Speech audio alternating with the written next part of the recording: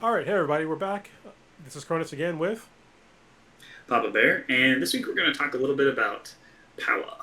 Hey, it's me, Rasan. I don't know, man. Huge hole in my, Yeah, just in understanding. My fellow Americans. Papa Bear here. As long as whatever you're doing doesn't hurt anyone else, I don't care. Different perspective of what an interesting topic is than I would assume. This is Balance Exchange. Yeah, this is going to be a pretty interesting one because we have shirts that we're both not wearing, which is terrible. Infrastructure is sexy, but it has power. There's a shirt showing somewhere. Yeah, put it around somewhere. We have merch. Yeah, for infrastructure stuff. Yeah, because infrastructure is very important, and I think most people don't realize how important it is because we all live in a lap of luxury in America, even if you're poor. You know, if you're making more than I think it's like $27,000 a year, you're in the top 1% of the world. So, yeah, you're doing all right as far as like basic amenities go. And power, gas, what is it? Plumbing, water. Those are like four main utilities that most people, well, pretty much everybody in America gets, pretty much. And the internet, I think, should be the next utility, but we'll talk about that at some other point. Because we kind of talked about it before about the post office, a couple episodes ago. But yeah, Some would even say that infrastructure is sexy. yes, because it is. Yeah, that's what. Yeah, Keep that's what we fixing put on those our shirts. streets. Say it again. I said, keep fixing those streets and making them power lines. Keep doing it. So at this point in watching our videos, you may or may not know that I am an active duty United States Marine. And I've been doing this for 20 plus years, so I know that it's really important for me to make sure to get this out there. If it's your first time watching this, please stick around and make sure you understand the disclaimer. If you've watched a whole lot of our episodes so far, feel free to go ahead and jump ahead to the new content. So what I need to talk about today is that I am not authorized and have no way of being approved to speak on behalf of the Marine Corps. So any opinion that I give or any concept that I discuss today is the position and the opinion of just me, myself, just a man who has a bachelor's degree in political science and a master's degree in leadership and organizational management, and has spent my whole life looking at government structures and social contracts and how these things are supposed to work, what the philosophies and things behind them are, and read a lot of books on that kind of stuff. And it's definitely one of my personal and key passions. And so when you hear me maybe give a position or a concept on something, that is only my own position. I am not a public affairs officer for the Marine Corps. I am in no way giving what the Marine Corps' official position on anything would be. And honestly, a lot of the topics we're going to cover here, I'm pretty sure the Marine Corps doesn't have a particular position on. So if you do have any questions about what the Marine Corps' policy on certain things could be, you can definitely research that and find those out, or leave a comment or send us a message if you can get a hold of us somehow. We can maybe be able to answer those questions for you. So with that said, let's get you back to this week's content. All right. So let's see. What are you drinking there? I am drinking Truly Berry Punch. Nice. And I think I'll start with the black cherry lemonade then. That's my next one, actually. It's in the fridge. Nice. So I have been taking the VHB. How do you like it? So with fasting, it makes me feel really weird. Does it really? So like, first thing in the morning, all I do is wake up and drink black coffee basically, and then I'm taking BHB with just drinking a lot of water, and it's not sitting right. Like it made me feel weird, so I've had to like maybe not fast on certain days. I was like, oh, I'm gonna try it, but I think it was partially just like getting used to taking it in instead of just like you said creating it. I did read a little bit about it. It's like, okay, it's totally natural. It's something that happens anyways. We're just kind of triggering that normal response, and it's helped get my ketone levels up faster for sure. So that's good. Yeah, that's good. Actually, it's funny because you asked me a while ago, like how often you take it, and I was like, I take it basically every day, even if I'm not in ketosis, because I take it with my pre-workout. But over the past couple of days, I stopped taking pre-workout and caffeine in general, and so with that, I stopped taking BHB because I noticed that like my sleep always sucks, and I'm like, okay, what's the issue with my sleeping? It seems like I'm getting I don't feel that bad like in the morning, but I can definitely tell like my body battery on like the Garmin thing. It says sometimes when it says it's low, like it's fucking low, and like I might feel okay until I work out, and then it's like, oh man, like I should have like paid attention. So I'm like, okay, I'm gonna stop. I'm gonna stop drinking and taking caffeine and figure out like which one is like fucking me up. So I stopped taking caffeine and stopped drinking, and then I slept according to like my sleep thing. I slept great. I was like, all right, cool. I had the most deep sleep I ever had, and since I've been recording on this thing, which is like I think it was like 48 minutes of deep sleep for a night, which is for me it's fucking rare. Yeah. So I was like, all right, so I'll add back in alcohol and like let's see if it's gonna make a significant, difference in my sleep. And I drank and I was still okay. So I was like, all right, so maybe it's just caffeine because I noticed that especially mornings, days that I work, I have coffee in the morning, and then I have my pre-workout, which is a bunch of caffeine, with BHB, which doesn't have caffeine, but still, I'll put it in my pre-workout. So I think I was just overdoing it on caffeine for like basically 4 or 5 years. So yeah. It's been a lot more than 4 or 5 years of overdoing caffeine for me, that's for sure.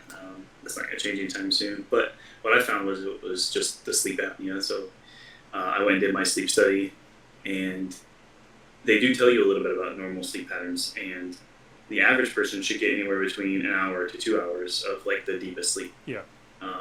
So 45 minutes is getting close, especially if you just feel like it's everything. I think so. For my sleep study that night, I got 4 minutes.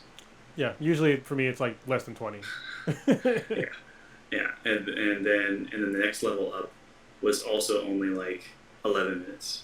So I was never any more than like level 1 or 2 sleep, like this very, very low level of sleep. The doctor was like, "This is probably one of the worst results I've ever seen. That's pretty bad." It's like, cool. So now using my CPAP machine, I think losing some weight helped too. I sleep better even without it. Like some nights I'll fall asleep because I'm just tired and I forget to put it on, and I still have been sleep. I certainly feel like sleep is providing more benefit than it used to. And again, you limit how much sleep you have, you still are going to be tired. But when you have sleep apnea and aren't ever really sleeping, you're definitely way more tired. I felt like a zombie. You know those scenes from Fight Club where he's like, like that's how I felt a lot of the time. And it was funny because I went in because I was putting on weight, and I went to the doctor. I was like, "Can we run some tests and figure out what's going on? Because I PT my ass off. I really don't eat that badly. I don't know what's going on." I think I was 34. I'm like, it seems a little early for this like complete shift and totally like just putting on weight for no reason. Yeah. So they ran all the blood tests. He's like, everything seems fine. He's like, it hands me like a stack. It's like all these different. It's like, and it's a stack of papers like this, but it's like 5 or 6 different packets. Choose your own adventure. These are all different surveys. Fill all of them out because something in there maybe would be an indicator to help me know what other studies to do. So I fill all these things out, which takes forever. And the one for potentially having sleep issues has a bunch of questions on it. It's like, do you ever come to a stoplight on your drive home from work or whatever and fall asleep for the duration of the light and then like wake back up when the light turns green? I'm like, yeah. What the fuck? That's not normal, man. I'm like, yeah, like every day. The doctor's like, that's not normal. No. That's not okay. Look, that's how I felt forever. He's like, yeah, we need to send you off for a sleep study. So that's when I figured that out. Yeah, I was like Go ahead.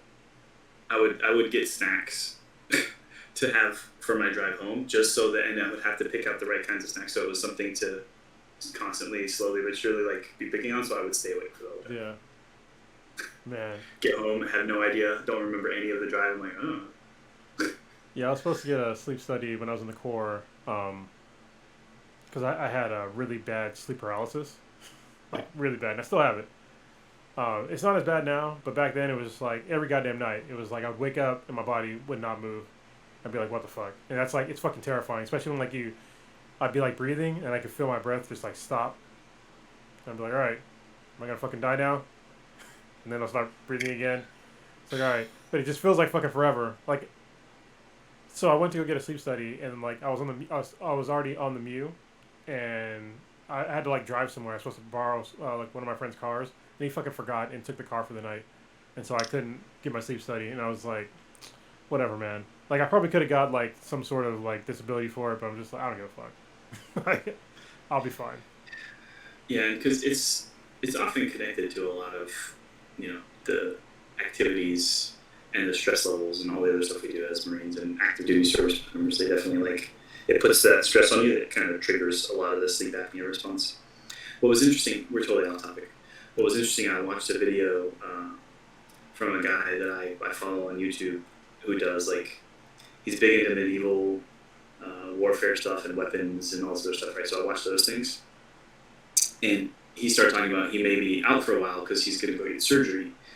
He's from Australia, and in Australia, if you have sleep apnea, most of the time it's caused by some issue with your sinuses or something. So the first step in Australia is surgery. And if they have to, then you get to the point where you're going to be on this machine for the rest of your life. Whereas in the United States, we don't want to do surgery unless it's so bad that the machine doesn't help you. Instead, you get to have this machine be a part of your life for the rest of your life. And it's I was like, it is weird that, and it never would have even occurred to me that it should be the other way around. But when he described it, I was like, it kind of makes sense because let's provide you with, see if this long-term permanent solution can work. And if it doesn't, then the best I can give you is you're going to have to use this machine or this medicine or this other thing for the rest of your life. Well, it's because I think in America we're so used to we're used to treating symptoms and not actually solving the problem, and I think that's a big deal that most people don't really seem to understand. It's like when you see people going on statins and all these other heart medications and all this other shit. It's like they're not actually addressing the real problem. They're just addressing the symptoms of the problem. So it's like, what's the actual problem? Why are we addressing that? My dad, when he was alive, he used to snore fucking crazy loud. I'm pretty sure I had sleep apnea too. He snored so loud you can hear him snoring from outside the fucking house. I'm not exaggerating. And so eventually my stepmom got him to go to the doctor, and he just rotor-rooted his fucking nose. He just went in and just cleared everything out, and he slept like a fucking baby after that. Yeah, it's so funny too, because when doing that, and I did my survey, and the doctor was like, we're going to go to you for a sleep study. And he tells me, he's like, hey, ask your wife if she noticed that you snore, right? And if she says that she does, then also ask if she ever noticed you be snoring and then stop snoring for a second and then go back to snoring. I was like, okay, sure. And so I asked, I was like, hey, do I snore? She's like, hell yeah, I snore. She snorted. She said, I was like, have you ever noticed where I'd be snoring and then stop for a second or two and then start snoring again? She's like, yeah, every night. I'm like, that's me dying. Every time that happens, I stop breathing. She's like, yeah, but you got life insurance and it's real good. Yeah. She's like, I didn't know either. That was funny. Yeah. All right, so what are you reading? I am reading Rise of Empire, and it is book 2 of the Right Era Revelations, which is funny because since we last did a podcast, I read the first book, and then a new book of that same author came out, and so it was somewhere in the timeline in the same universe. And he was like, yeah, you don't have to read, the rest of these books, but maybe you should. But I finished the whole book, and I was like, oh, okay. I understand, there's, references and stuff. I was like, all right, I got to finish, the rest of this book, and I guess the whole entire universe now. So, yeah. It's pretty good. Okay. I like the ones that are like that, too, where the a single piece could sit separately. Maybe it doesn't necessarily need the whole world.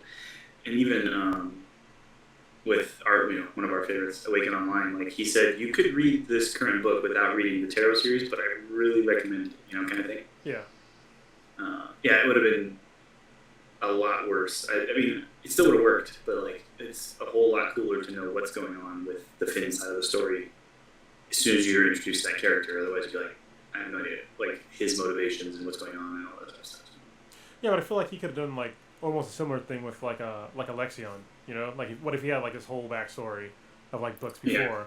Yeah. I feel like he could probably do that at this point in time. Go make a whole series about Lexion, why he's an asshole. Yeah. There's some of it in there.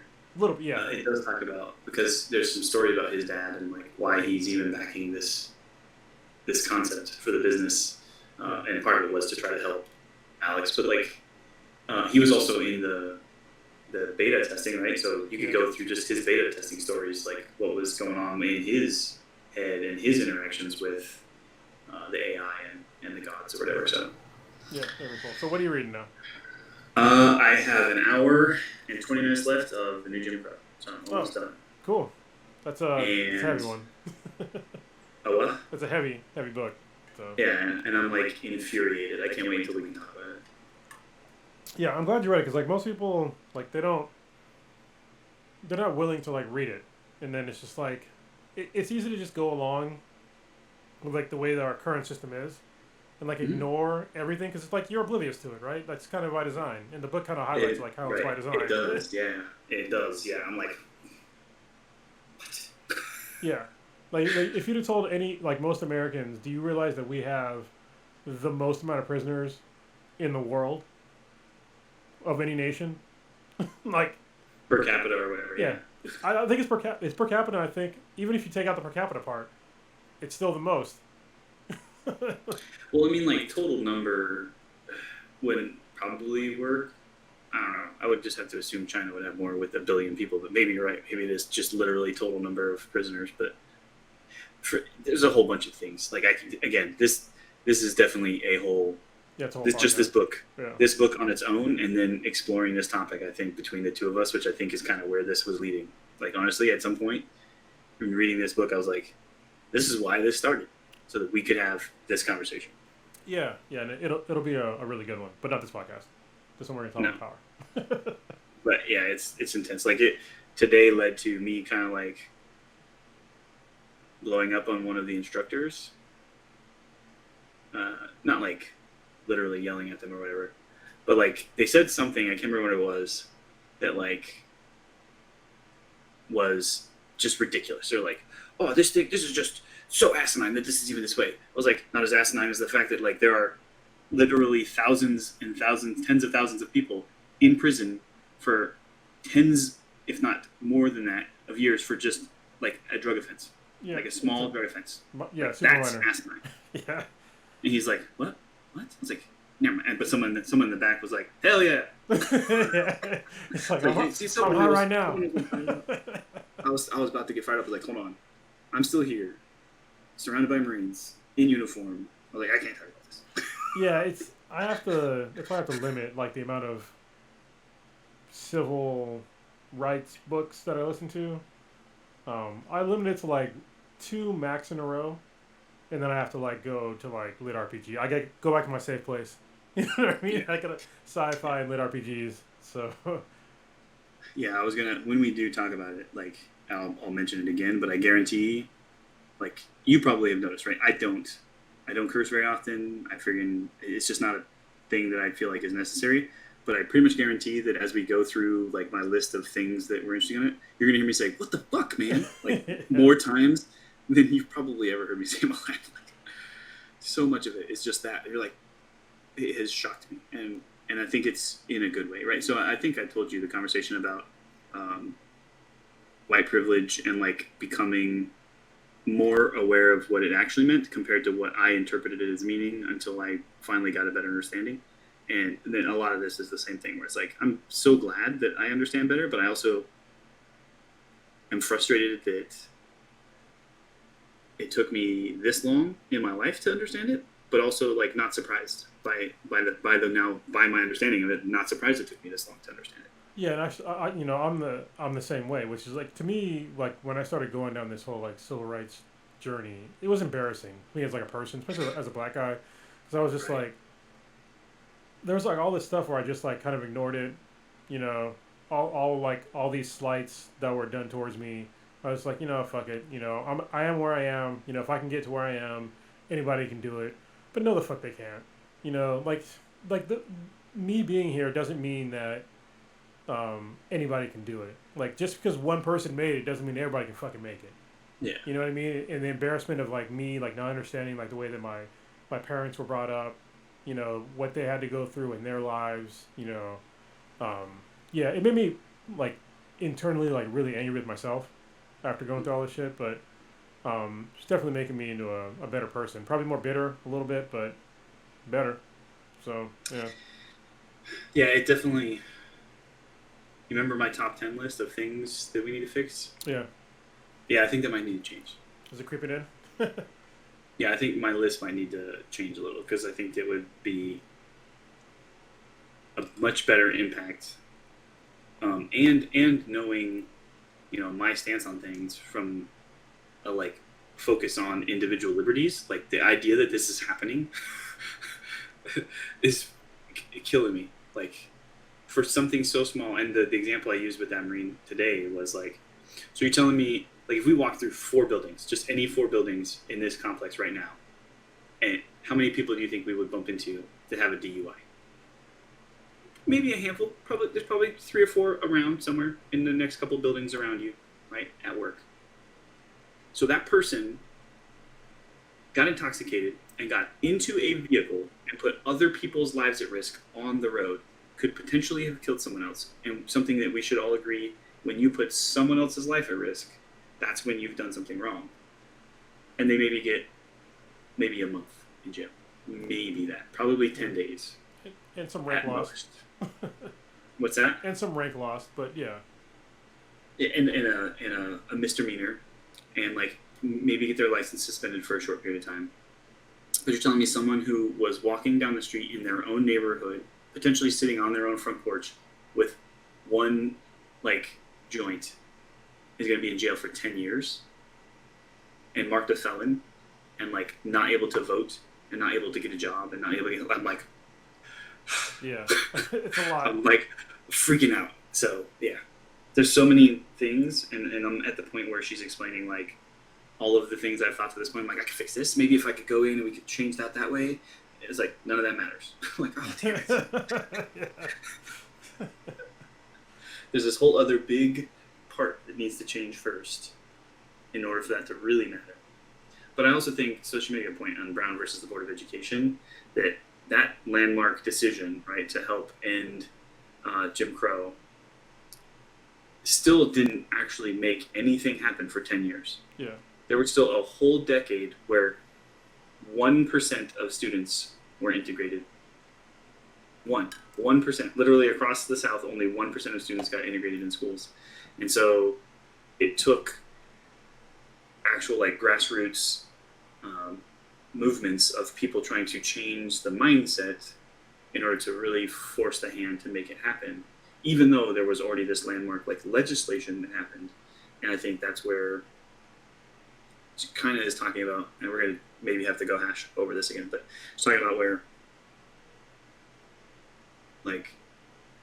you need that mindset change in order for this effect to really work. But I don't think it would be a bad idea to try to make the legislation happen to fix some of the problems of the system to then drive that conversation. I think some of the mindset movement is already happening. Yeah.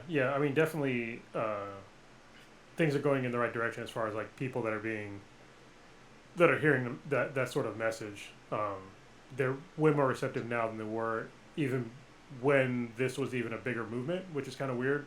Because I don't know if I've read a few studies that says that we're now a more segregated society than we were in the 1950s, which is that's disturbing to me. And if you want to know how that happened, the next book, read a couple books after that, and then read The Color of Law, and that one will wrap around what redlining is and why we're so segregated today. Yeah, because it's basically through redlining, and it really breaks down why it was done, in what manner, how it was federally regulated, and then at the end, the reason why I love the book is because it gives some solutions or suggestions on how to fix it today. So. Yeah, and I'm excited. I literally the end of that conversation was, this is why I need to retire, so that I can get involved and try to make a difference in these things that I've been waiting my whole life to do. So. Yeah. Good on you, man. If you ever need, your right hand guy. If he can, if I can somehow replace my income, I'll do it. Yeah, that's a big part of it too. As I was looking at, I can't retire right now anyway. Yeah, I did look at the numbers. So right now, I don't know if I want to go to that level of detail. That's pre-show. If you really want to get all the information on Papa Bear's income, I'll probably have that cut out as a part of a pre-show or a post-show type extra stuff, you can check us out on Patreon, because I do want to talk about. I did look at the retirement numbers and know exactly how much I would need to make, but then it led me to go, okay, so if I wanted to run for a state legislature, so because I'm ambitious, but I don't think that anywhere in my mind do I think I'm going to run for president of the United States. Because that's just crazy. I mean, Trump did it. I said he won. So I said if I made it to like even running for a governor position, that'd be pretty high goals, right? Yeah, that'd be pretty high. Yeah. So I was like, if I wanted to run for a state legislature, just to kind of get my feet wet and figure something out. So I looked into Washington, and what bothered me was not anything about pay. I didn't see any of that stuff. I never even got that far into it, because what I looked at was the state legislature meets once a year for like 6 weeks. Wow. I was like, what am I going to do the rest of the year? Put on a paycheck. Campaign. Meet your constituents. Yeah, campaign. Yeah. I can't do that. I need to be doing work.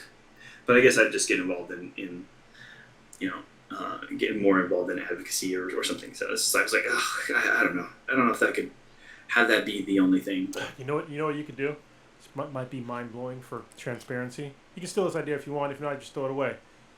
You can make like a gigantic Kanban board, like online, of like what the fuck you're actually doing, so people know like what you're actually doing when you're in, like whatever government job that you're doing. Like, hey, listen, I'm working on this, I'm working on that, I'm working on that. If I need to go somewhere to like go to DC and like learn on some shit, that's what I'm gonna do. But I think that there's literally no transparency in the daily lives of the vast majority of any of these government officials, and it's just like our lawmakers. What are they doing? Yeah, I think for the majority, you're probably right. Which was weird is that I feel pretty blessed. She's a Republican, and again, I think neither of us are like super biased towards one party or the other, like actively. So, so she's Republican.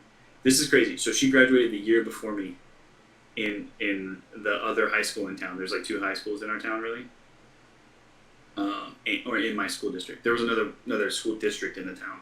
Anyways, she graduated from the other high school the year before me. Didn't know this person, and then she has been the representative for our district for like 10 or 15 years, like a long time. And I'm like, you literally basically graduated high school, went to college, and then became our representative. I was like, this is crazy.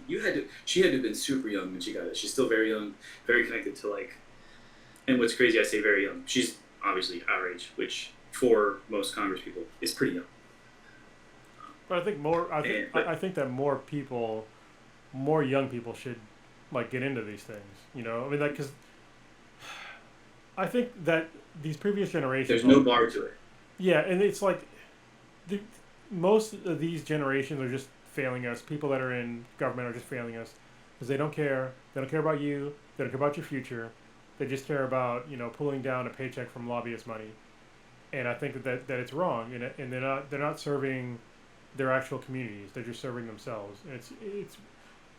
I feel like I remember when I first saw that chick Greta, what was her name? Greta Van something, the chick that was about climate change. Remember her?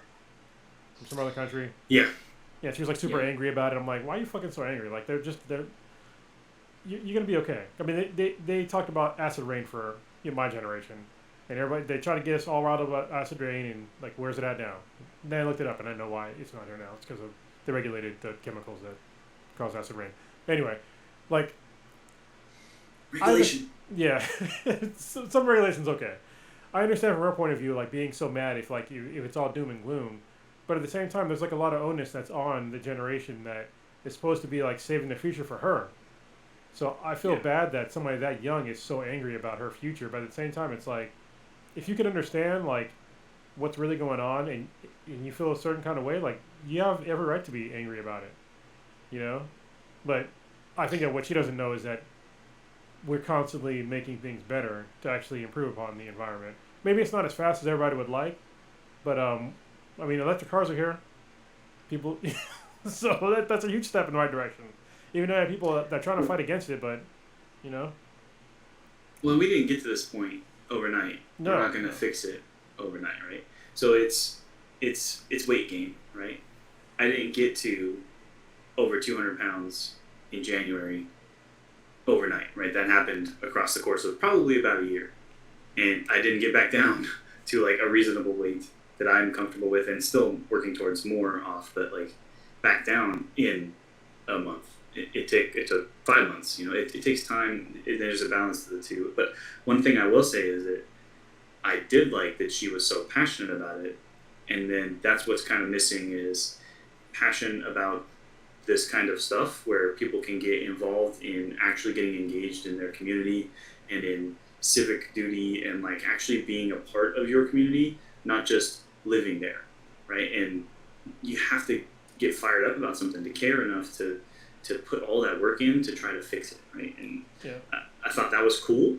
Again, maybe misdirected, maybe misguided, but again, that's their own personal passions.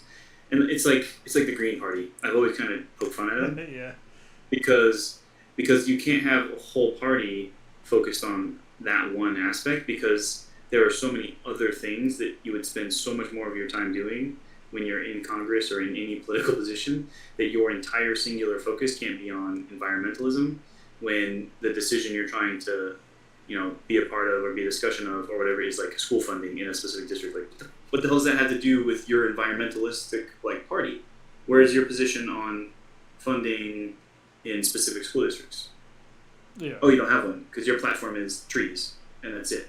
So it's like you have to be a little more well-rounded and include that as a part of it. I always kind of poke fun at them because like that's not really a political party. That's not one that should exist. Well, I mean, I'll be contrarian. Somebody can say that about libertarians. Yeah. So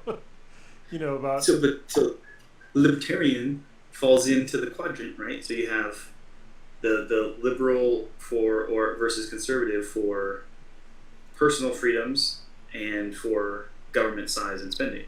And that, as long as you're somewhere in that spectrum specifically, then the party should exist. Again, just from political scientist point of view. But like, I see where the passion would drive someone to it. Like, how is there not already one that's similar to the Green Party, but would be for like animal rights?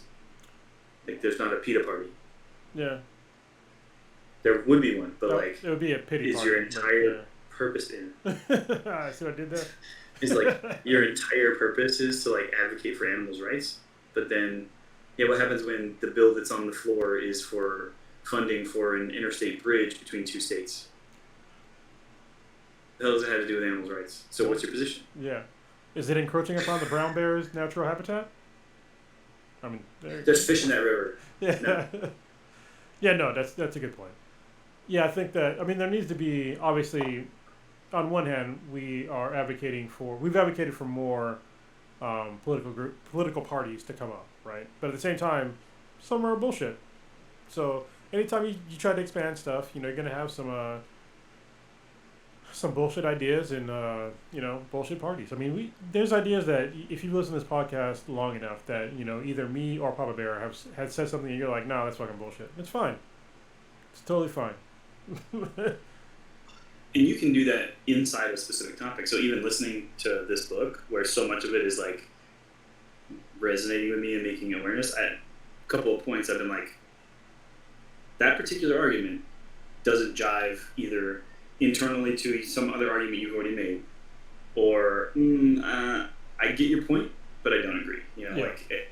There's been a few moments where I've been like that, and it hasn't been corrected in most of those cases. So I think that's good. It shows that we can have differences of specifics in position and stuff like that, but as long as we understand the concept and agree that it's a conversation that needs to be had, cool with it. And that's why I was like, I don't know about that part, but yeah. Okay. I love the collateral damage part. I was like, ooh. Do you remember what I'm talking about? Because you probably read it a while ago. Yeah, I read it a while ago. Obviously, I know there's a lot of collateral damage from, a lot of specific issues in that book, so. Yeah. Well, just talking about, how the collateral damage was almost like an intentional part of what makes it work, where it's the exceptionalism piece where you say oh look, see, if that person can make it, then anybody can. And it's kind of the mindset you got into. It's but it's not true, because that's a part of the system to say, look, we accept people who are writing these rules in order to keep most people in a specific position, in order for people to think that it's okay, you have to let a few slip through. And then the same on the other side is some white people are going to get caught up in the system and end up in prison too. Sorry, collateral damage. In order to have the system work, we just have to accept that. And I was like, it's just that it was like war. It's like the civilians in Iraq who get killed while we're really fighting against a specific insurgency. There's some civilians who are going to get killed. We're prosecuting a war against these insurgents.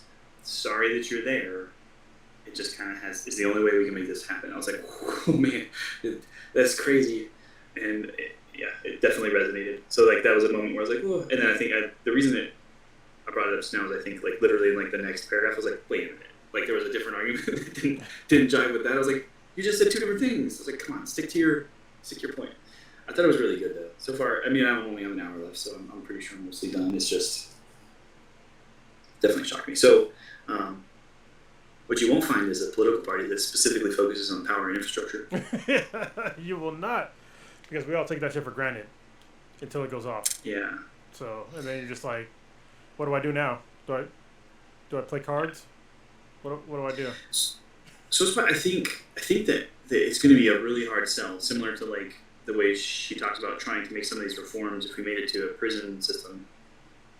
Would be there's a lot of people invested in that system. So it's all the oil lobby and all the other parts of our current power infrastructure system that would be completely against the solution we should have going forward, which is that pretty much the way my house is set up is not perfect for the future system. I would need basically, I don't need more solar panels because I think I generate enough electricity for my own usage. The problem is I don't have enough storage. Yeah. So I would need at least one, I think actually two more power walls to give myself full coverage for my own house throughout the night with no additional requirement for any other power. I feel like before we even go into solar, we should talk about like the actual power infrastructure, because let's get to solar, because I think that's it's a solution, especially with batteries. That's definitely a solution. Right. But let's talk about like the way that our current power infrastructure works, especially in we'll pick California and Texas, right? Because I think those are the two of the main ones that kind of been fucking up a lot in recent memory. So when it comes to power infrastructure, obviously we all take it for granted. In California, we are most of California has there's a monopoly on our utilities for power utility. It's PG&E, Pacific Gas and Electric. I think that's the same where you are, Papa Bear. Might be a little bit different. No. So we have Southern California Edison. Oh, Edison. Okay, yeah, but it's still you only have one choice, right? Right. So and that's the way a lot of places are, where it is a different power company in different areas, but for any individual house, you only have one choice. Yeah. So technically, I have two, but the transmission lines is only one. So I have the PG&E, and I have like ECEE, which is like a green one where most of the power comes through green means, like solar power, hydroelectric, wind, whatever. But it's still the same transmission line. So I'm still giving money to PG&E. And PG&E, if y'all don't know, outside of California, they have caused a horrendous amount of forest fires in Northern California that have made them actually go bankrupt. So they literally ran out of insurance because they basically wiped out an entire town and wiped out a whole bunch of other areas in Northern California. And another one just happened earlier this year, where they wiped out a whole other town and just burned a bunch of shit to the ground.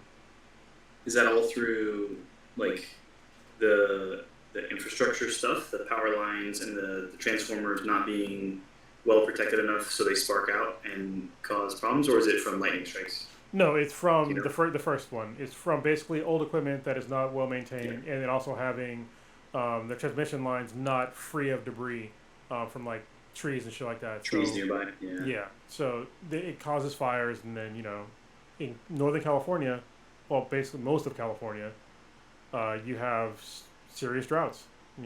Where everything stays dry for a very long time. Super dry. Yeah, until you get an El Nino, then you're good for a year and a half, and then you're back to a drought again. So yeah, PG&E is a serious issue. So we don't have a choice, really, from the transmission lines, and we can't force them to maintain their transmission lines better or maintain all their equipment better, because it's not even with PG&E. It's not even just the electricity; they're also gas, so it's specific gas and electric. And a couple of years back, they actually blew up a fucking whole city block. So, yeah, Blew it up like how? like it blew like a gas line blew, and it blew up a fucking block. Wow.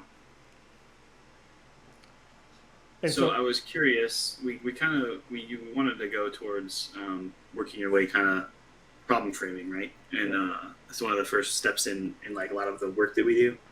So interestingly enough, I guess we could start at like power plants that produce the most power, which are nuclear, right? So do you know if there are or are not any nuclear power plants in California? yes, there are. So most of them are, I mean, I know a few that are decommissioned. But there Yeah, should there's be. only one active one, and it is Diablo Canyon, Yeah. which is not far San Luis Obispo, basically. Mhm. There's a lot on the East Coast. Yeah. I'm kind of surprised. So there's this cool website you can go to called Energy Justice Network. And it has a map that shows you all of the currently operating nuclear power plants. For the West Coast, there's only two. There's one in Washington and one in California. Well, two active, all right, but there's many Correct. more that are inactive but still have nuclear materials in them because with nuclear power, unfortunately, you can't really turn them off. You can turn them off, but the material that's in there is still it's still there. So they're no longer transmitting electricity, but they can you can switch them on, like energize houses right now if you wanted to. Mm. Some of them, I know at a certain point, though, it's no longer like viable to support for power or just like consistent or sustainable. But I'm sure that it's not the case for some of these other ones because they were built and then shut down before or in the time frame since some of these other ones have been up and running. So it's usually just about location and other things, and then advocacy for shutting them down. I was trying to see if it gives a total count of like how many are active. I don't know. I'm gonna have to look at this map actually. So it's called Energy Justice Network. Looks like it has a lot of options and layers you can turn on and off that might be interesting to look at later. Yeah, But anyways. click on some shit and I'll talk about some nuclear power for a minute. Because I know a little bit about nuclear power. So basically, if people are thinking like nuclear power plants, that they run actually off nuclear power, sort of, but not really.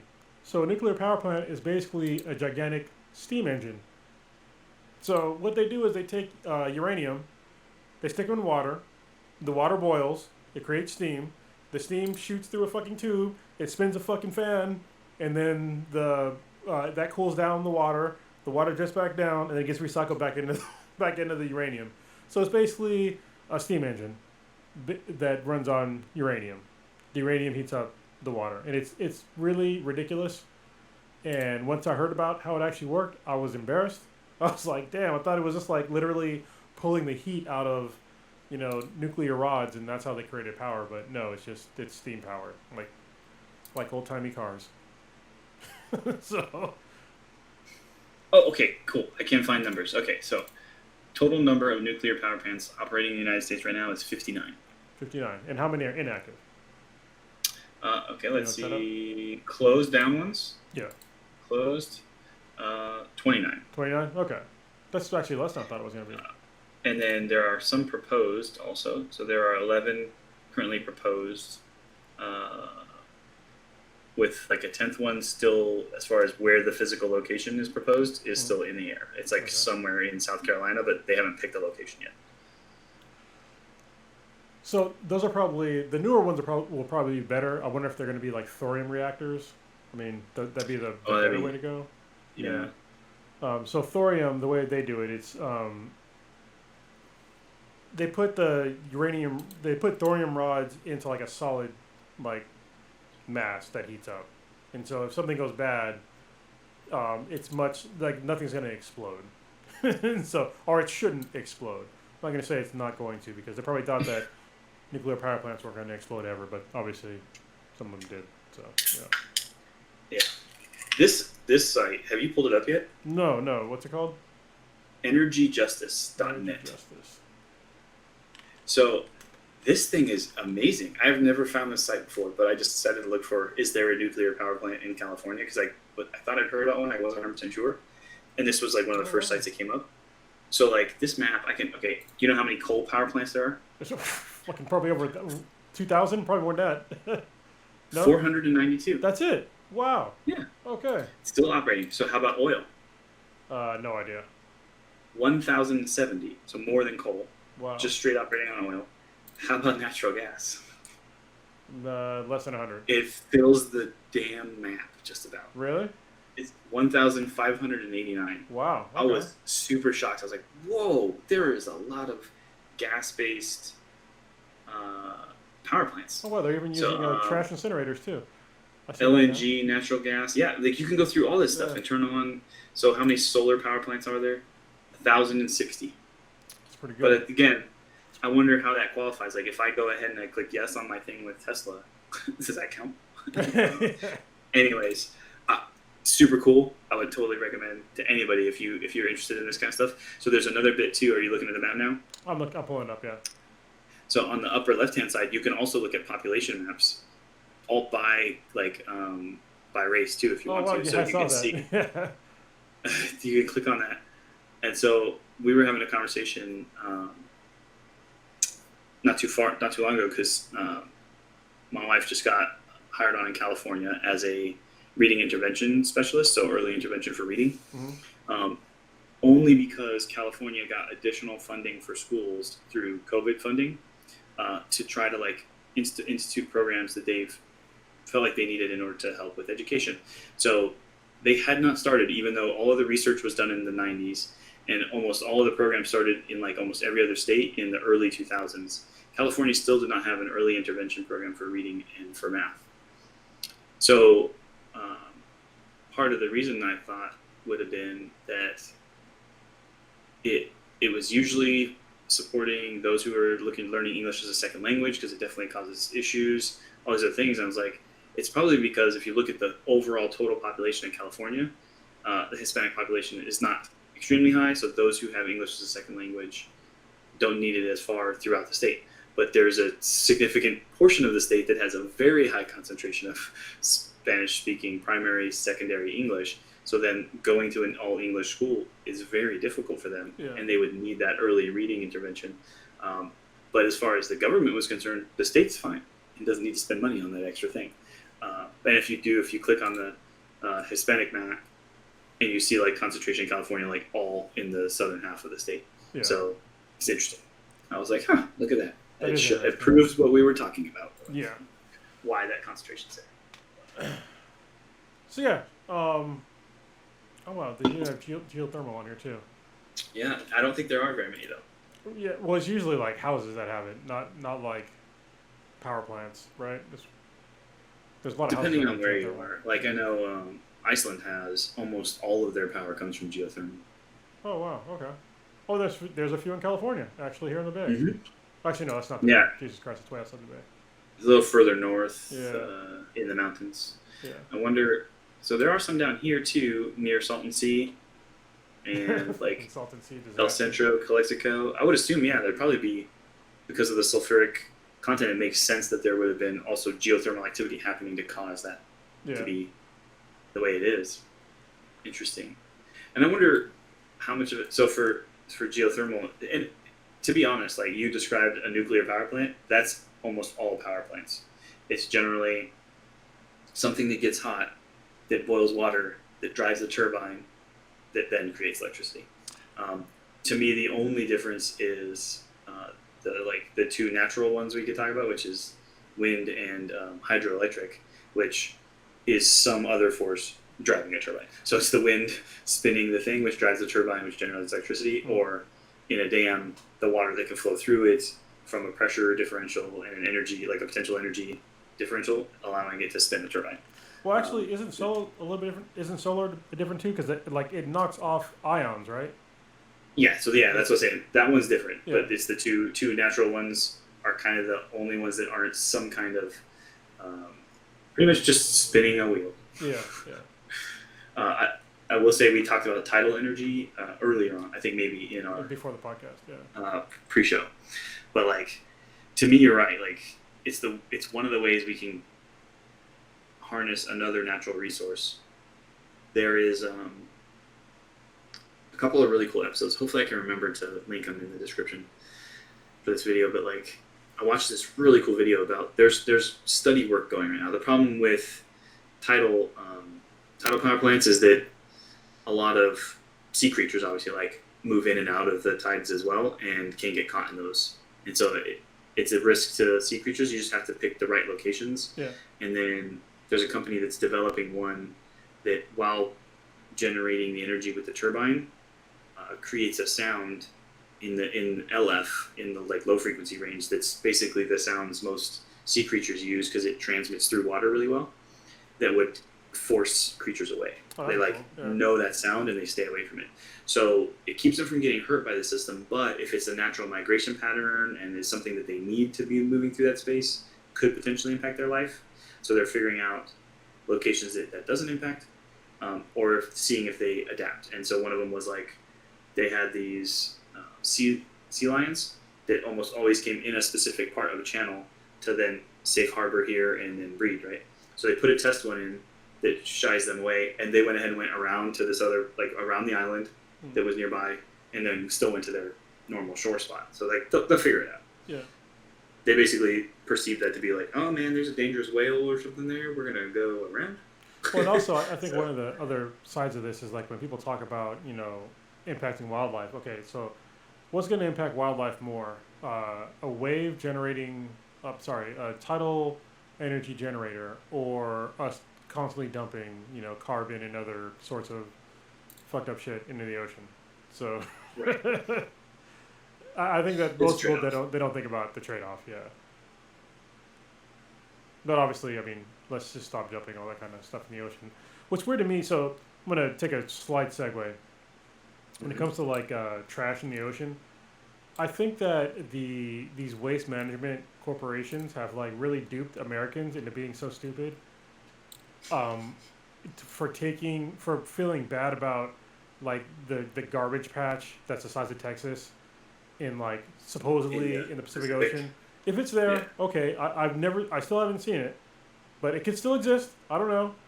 I have no doubt there's a bunch of trash in the ocean, but they make it seem bad for people that, for us to like, pay attention to like what we're doing, to like throwing shit away. But it's like, listen, I throw the vast majority of everything I throw away in a garbage can. So why is the stuff that I'm throwing in the garbage ending up in the ocean? Yeah. That's the problem, because they're putting shit in the ocean, but they want to make us feel bad as consumers. So like, oh, you gotta like separate your trash out and do all these things, make sure it doesn't get in the ocean. But it's like, no, I'm already doing everything I'm supposed to do, and there's still a gigantic garbage patch in the ocean. Like, how does it get there? It's not from me. I'm not on a fucking boat driving out in the fucking Pacific Ocean or going to the beach and throwing my trash out in the ocean. I pay a corporation to take care of my trash for me. Yeah. And I assume that's gonna be taken care of, like in a landfill. And then you seal it, and then you fucking build an apartment complex on top of it.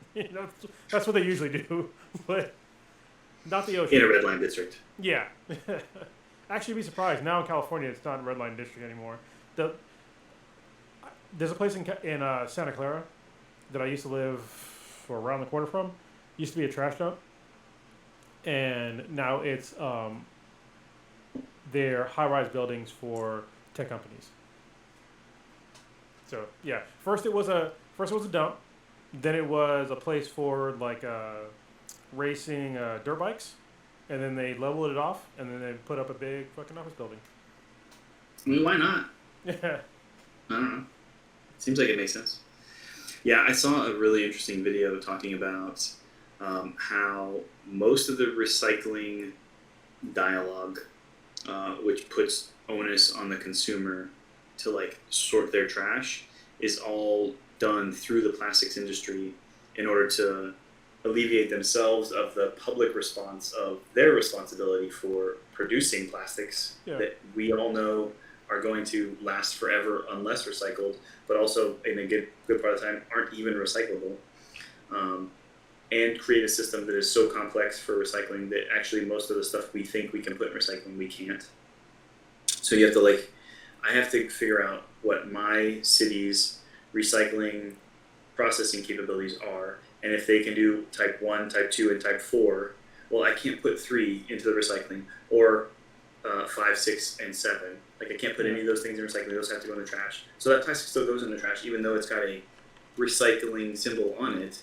And most people would just like throw that in recycling and not realize that they probably just messed up the whole system of recycling all of their stuff because it's not going to work. So then, generally, here's what happens: is it just gets tossed out. If it comes to the recycling and they see a load that has 7 in it, they can clearly tell that whole load just gets tossed. So you end up screwing up the recycling system by making people think they recycle more than they can. Paper pretty much generally is paper. So you can put all the paper in it, but plastics jack it up. Yeah, I think paper and glass are probably the easiest ones to do. Metal, but paper, even, metal, then glass. Yeah, and even then, like with paper, it depends on if it's contaminated or not. Because like if you throw away like a pizza box, it's contaminated with grease, so they just fucking throw it out. But they still put an onus on us to like separate our own trash. But it's like I fucking pay somebody to do that for me. Like that's part of the service that used to be, like taking, doing the trash. It's like you separate the shit for me. I don't know if you ever watch old Penn and Teller bullshit before. No, I do know Penn and Teller, but not that show. Okay, they had a really good show called Bullshit. It was on for multiple years. Nice. They had a show called, it was on recycling, and they basically saw how far they could go for recycling, and they basically got up to, I think it was like 7 or 9 bins, and people would like literally separate out all like 7 to 9 bins, like all their stuff, like compost, metal, glass, whatever, and then they explain to them like, hey, all this stuff's just gonna go to the dump anyway, right? Like none of this stuff is. They're gonna take this from you and then just throw it in the same, dump as everything else. So people didn't get it. They're just like, I just want to do my best for the environment, but you're not helping the environment. You're really not. Yeah. Well, and like I even wonder it frustrates me to no end too, because where we've gotten to today. So like my trash, a lot of which is probably pretty biodegradable, is now inside a plastic bag. Yeah. Which will take forever to break down, and then can start breaking down the stuff that should break down. Like probably half of every trash can that ever comes out of this house is filled with coffee grounds. It's like, that stuff would just go in the trash. Why can't I put... So like, I've wanted to, and it's probably something on me, because I do think if you're doing your own composting, it could make a big difference, right? So you're taking your own biodegradable, like, food trash stuff and taking care of it yourself, because it just breaks down. Yeah. That could be a big difference, but like, putting it in a plastic bag, I'm like, oh man, come on. So frustrating. Yeah, I do the same thing, but I also, it's supposed to be recyclable, but it's not. So. So, with power plants, most of the ones we talked about that we feel like there's a problem with or whatever is the, okay, what did I do? Click on something weird. Is those which basically are consuming some kind of petrol fuel for a couple of reasons. One, environmental, and 2, it's only going to last so long. That's to me the big things I think of, right? It's not a renewable resource. It's something that we do have access to, and there is, despite people's like discussions on scarcity, there's a shit ton. Like, we're not going to run out in our lifetime of fossil fuels. It's not going to happen. No, but I mean, but we know it will run out. Yeah, and absolutely. We also know that there's alternatives. So that's the main kicker. Yeah. For me, it's like, okay, we know it's going to run out eventually. Yes, it can renew itself if we all fucking died in, a million years from now. Yeah, sure. we would probably replenish the oil reserves on planet Earth, but we'd all have to die. So, and we'd then become oil. But knowing that there's alternatives that are not that difficult, that are way more sustainable than oil, it just doesn't make any sense to me. That's where like the argument gets lost for me. It's just like, let's just keep using gas. I'm like, yeah, I love gas engines. Yes, they're fucking cool. I love the rumble, but it's really inefficient. It's super inefficient. Yeah, I will say riding, like I was driving my truck home today, and I was behind someone else that had like I said, Marine Corps, and then Semper Fidelis on the bottom, had Eagle in the middle, and then it had MC on the side. So I knew, I was like, oh, it's a motorcycle club. And I was like, maybe I will get rid of my electric motorcycles. Just so you can get in the club. For one, I'm just like, it's not as efficient because it's still something, we're working on. especially at a size to work for a motorcycle. Like I don't have a great amount of range. Like if I was on a motorcycle, I could stop anywhere, fill up my fuel, ride somewhere else.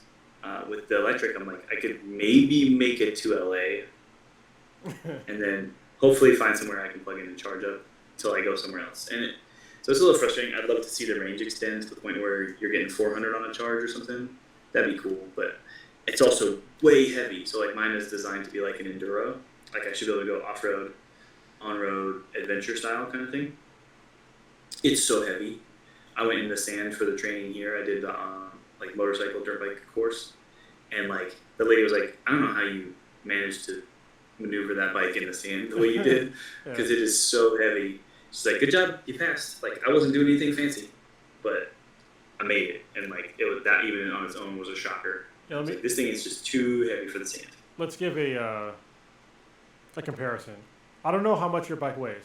I'm going to tell you how much my bike weighs, or one of my bikes. My S1000RR weighs less than 400 pounds, and it has 187 horsepower to the wheel. And I can go, it's got a small gas tank, so I can go like maybe 160 miles. But I can fill up like within 3 minutes maybe. So how much is your bike weigh? So I'll have to look because I'm not 100% sure, but it does take hours to charge if I plug it in normally. And then there is a way to do like a rapid charge, but I need 2 separate outlets on 2 different 20 amp breakers in order to support it. And you know, most random places I show up to aren't going to be able to give me two separate outlets close to each other on their own independent 20 amp breakers, so it doesn't trip. Because what you do is you have to plug in the normal plug-in, which is like a slow trickle charge, but then you can also plug in this like big amp that then you know, charges it faster. But then they're both drawing like a significant amount of power, and so you need to keep them on separate circuit breakers. I don't even have that set up like where I'm like, how can I run? I'd have to run some extension cords to make that work at home. But usually I'm plugging it in and charging it overnight, and it doesn't really matter. So let me see, 0. Yes, you can keep going. Yeah, so he's looking it up. Yeah, like riding a motorcycle is interesting because, like, one of the things like when you're riding, depending on like how your engine is like mounted, like matters like how like your bike handles. So if you have like, I was putting my thumbs out if you're watching the podcast, because like you have like a boxer motor, because it goes side to side. When you're going around corners, you can kind of feel it going side to side. If you have like an inline, like it's much less of an issue because it's all, you know, inline. And it's also like where the weight is. So like on the weight for like most sports bikes or most bikes in general, they try to keep the weight as low as possible, right? So you have like, it's way easier to like turn. But when you have like a battery powered bike, like you have to put all that weight in the middle, and it comes up higher and higher and higher.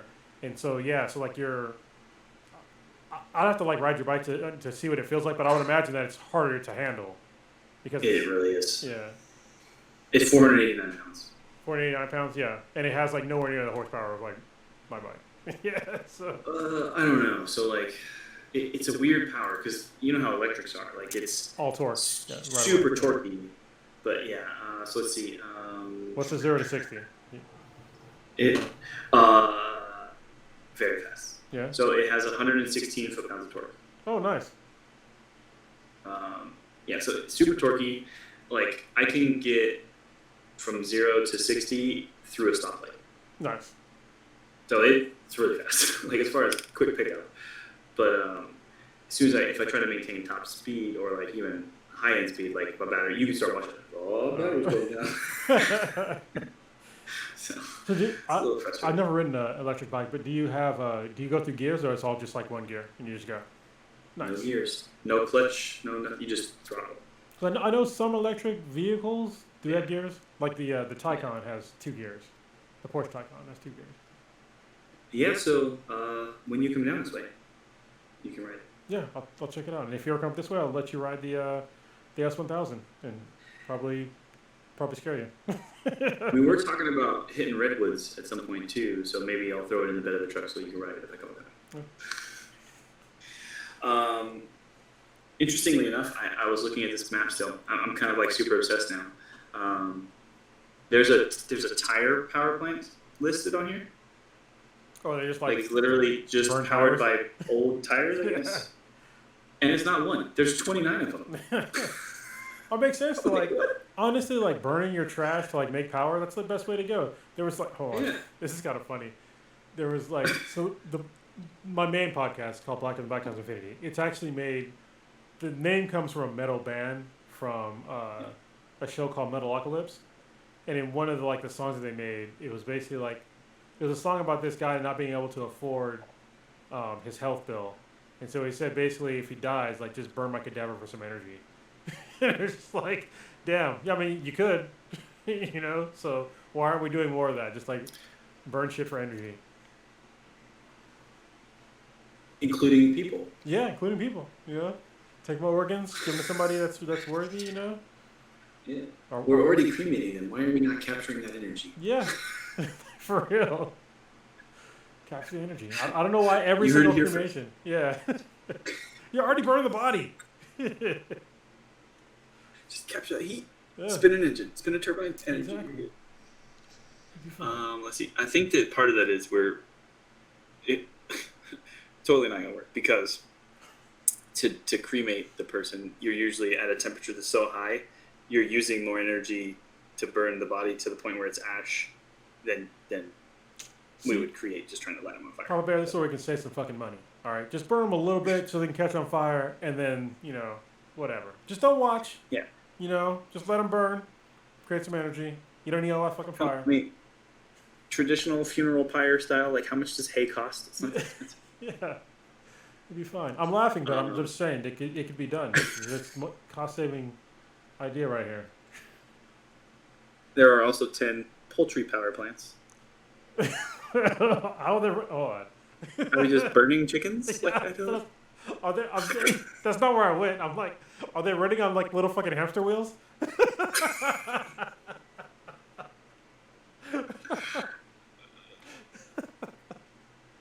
So I am reading now because what is a poultry power plant? Now you gotta look up. Like, what the fuck is a poultry power plant? I'm very curious. So again, how amazing is this site?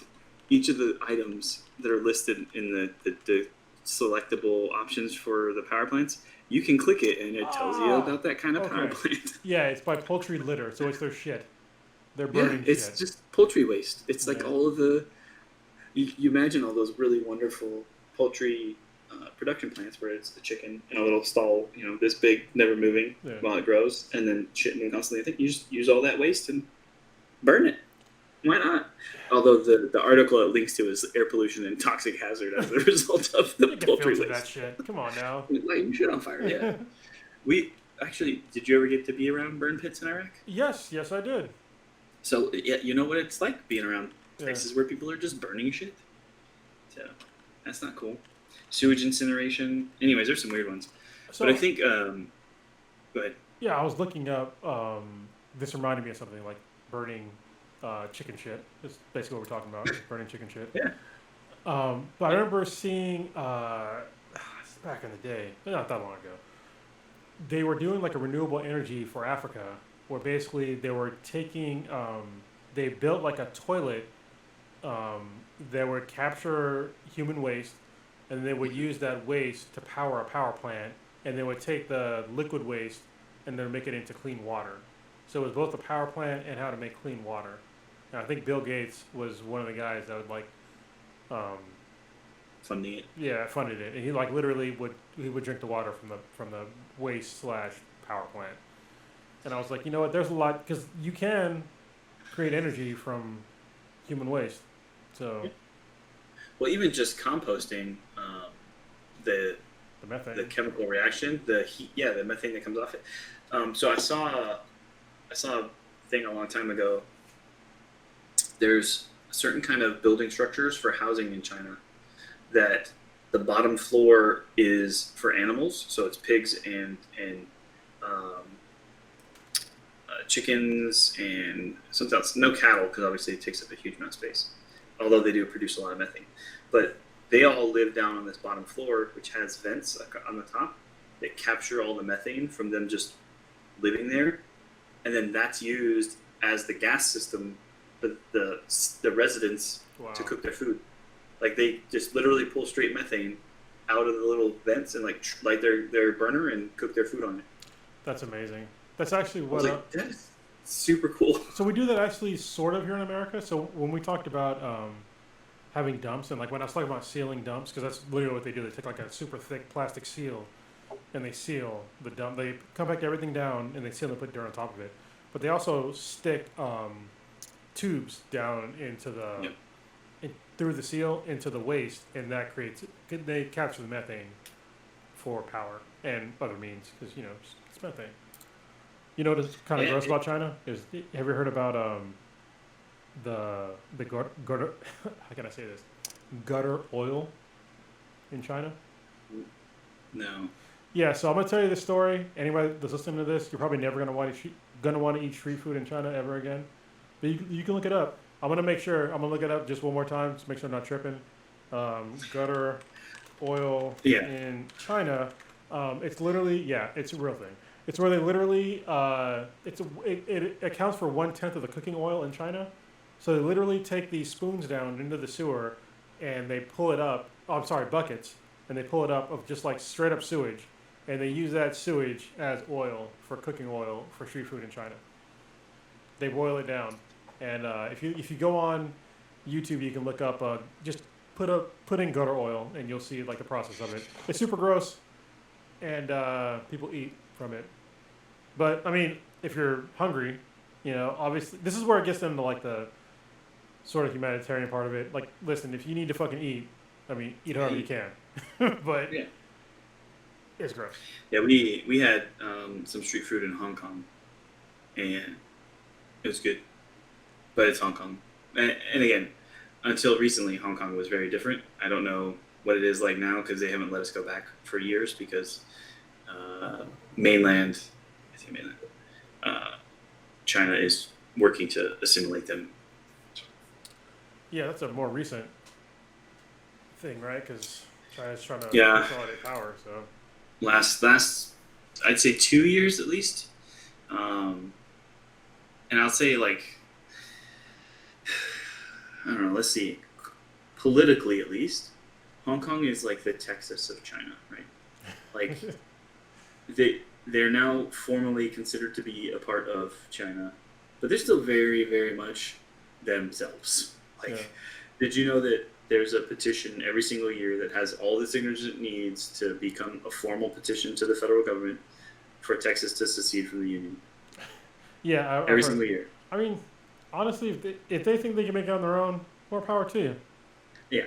I think now it's become a traditional thing. Like, it happened for so many years in a row. They're like, we just gotta keep doing this. This is fun. Yeah. This is cool. We gotta just do it. But also, I mean, California has talked about seceding as well, and so is like in the most. I mean, right when former President Trump got elected, they were talking about having it was California, Oregon, and Washington to become part of Canada. Which honestly, I ain't mad at that. But only because You want to become part of Canada. I want to move to Canada anyway, so it doesn't really matter. But no matter what, California I think would be fine. I think out of all the states in the union, I think California and Texas would be like the most okay with like not being part of the United States, because California especially, with like the sixth or seventh largest economy in the world, Yeah. and we export a lot of shit, and Yeah. it's not going to be a really big deal. I mean, we probably get taxed a little bit more, but it wouldn't be the end of the world. Most counties in California are larger than most countries in the world. Yeah. like as far as population, and quite a few based on just square footage. I've always agreed with the concept that California should really be a couple of states, probably. Yeah, I think so There's too. some very drastically different demographics that would be better represented by having their own unique representation. Even just two, North and South, would be probably better representation of those regions. But Well, even when we talk about North, like when we talk about Northern California, like it includes, the Bay Area, which technically is, if you look at the actual California on a map, it's actually Central California. Like it's in the middle. yeah, Like once you go past like Santa Rosa, maybe. I barely consider that Bay Area because it's not the Bay Right. Area as far as I'm concerned. But Yeah. anything north of that, it's like totally different demographics, totally different mindsets. You know, Yeah. if you look It's at all like Orange mountains. County, yeah, you look at Orange County, super conservative. You know, LA is super, liberal. You know, San Diego's kind of a mix because of the military mostly, but What did you say about San Diego? I lost you for a second there San Diego's a mix because of the military mostly. You know, because it's a mix of there. conservatism and liberalism, but it's mostly because of the military. Gotcha. So, power plants. So, the way most work right now, there's a prime power plant for most regions, like that provides the majority of the power, and then there's usually a natural gas or uh, LP, a propane Liquid propane, yeah. power plant For that peak can power, surge right? to provide quick surge power in case of like fluctuations beyond like a kind of a standard expectation deviation or whatever.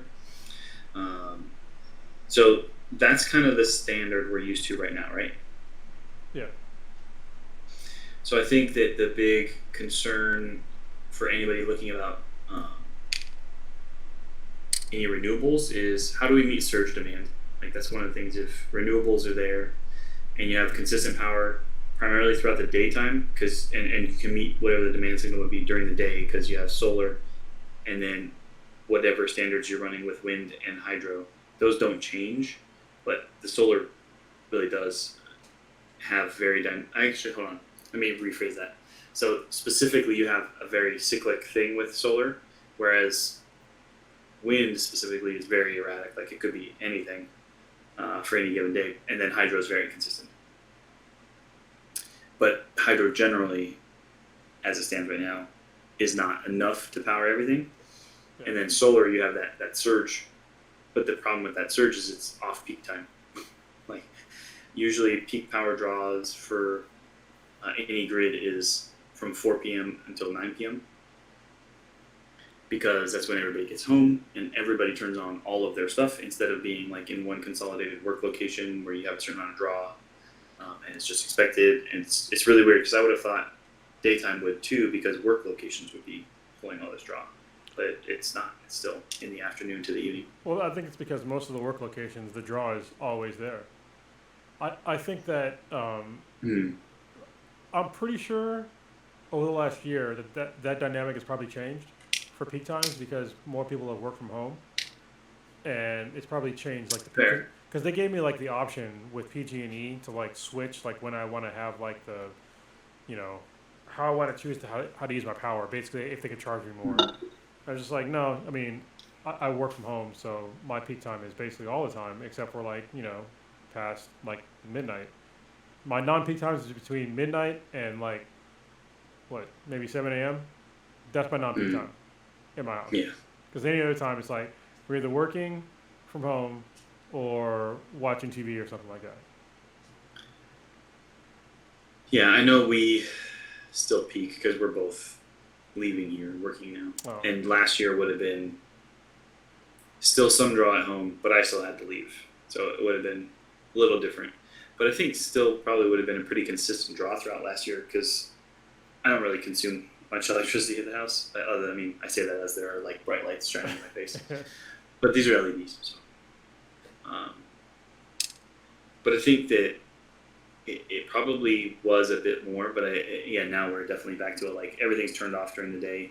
We usually start the dishwasher, start a load of laundry, and then leave so that there's a little bit of run into the daytime hours, which is being covered almost like my house solar during the day completely covers any of my requirement without a doubt, and is usually pushing stuff to the grid, and that's where I think we transition to like the forward plan. How should the grid look compared to all of this weird plethora of burning shit type power plants to renewable, environmentally friendly concept. So beyond the technicals, I think the biggest hurdle isn't anything technical. We've already talked about some of these, and I do want to talk about them, but it's the people who are invested in these systems, right? It's natural gas companies, it's oil companies, it's these others who like don't want to see the system shut down because then they'll lose money. That's the hurdle. Yeah, and the problem with that hurdle is like they have the opportunity to.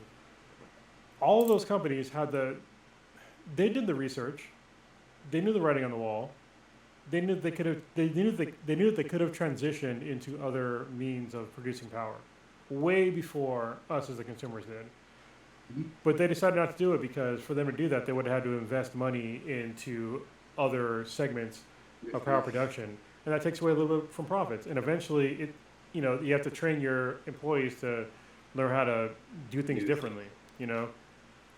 Like when Trump said that he was going to bring back coal jobs, I'm like, why are you bringing back coal jobs? It's like bring back a fucking blacksmith. Like, why do you want to go back in the day to like something that we know is dirty? Like when they talk about clean coal, like does that really fucking exist? As far as my research goes, not really. Like we have better ways of producing power than coal. Yeah, it almost looked like that chart goes from like worst polluting or whatever to like best, but it's also just kind of weird. So it's not exactly, but coal was definitely right near the top. Yeah. It doesn't make any sense to keep burning coal for power. Like in 2021, listen, Right. like, we all watched the fucking Jetsons. The Jetsons was in the 2000s, y'all. All right, I didn't see them burning coal. They have fucking flying cars and shit. It's the equivalent of going outside and having a little fire pit with sticks because you're just burning wood. Yeah, Do we have any wood power plants? Hold on, let me they check. probably do. They probably Still some just like running wood. Nope, we managed to get past that. So good on us. But barely. Now we compress the wood into yeah. charcoal, and then we burn the charcoal. So that's what Ridiculous. most charcoal is. It's just compressed wood. I'm sorry, already burned compressed wood. So yeah, it's kind of silly. I hope that they can figure out a better. I honestly, I think that going forward, well, actually no. That's further down the line. Let's talk about where we should be today, because we're talking about solar power and the way that you're doing it right now. So how is your solar power going? Okay, so I'll just explain the system I have. So the system I have set up right now is 22 solar panels on my house, and one Tesla Powerwall, and I have it set up so that I can use up my Powerwall once the sun goes down to 35%, so that at a minimum, in case of any power outage, I retain 35% of my total Powerwall to cover me for a power outage. We had an unexpected outage that started first thing in the morning at like 6 a.m. So I hadn't recovered any of my power, so I still only had 35%. So seeing that we lost power, we were able to go around and shut down anything that was plugged into an outlet that was covered, but we didn't necessarily need. And that outage lasted from like 6 a.m. until about 10 or 11 a.m. And we were able to maintain the house and the things we needed on for that time. One of the things I need to add is like our call it a swamp cooler. I can't believe I can't think of it right now. It's not AC, but I know what you're talking about, like a swap cooler. Yeah, but I can't think of there's a better name for it than a swamp cooler. Anyways,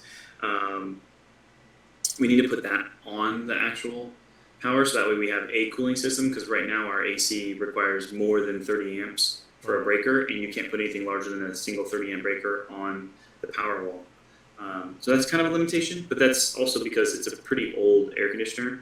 This house was built in 2004, and it's the air conditioner from then. So we just requested an estimate to try to bring it to like a modern, lower startup, and it can honestly just be that's a specific requirement, and they can find us one that has a slower ramp up. Because what happens most of the time with air conditioners, it like spikes when it starts and goes above the 30 amps, and then drops itself back down to like a steady normal power consumption, which is within the range of most of your circuit breakers, probably under 15 amps.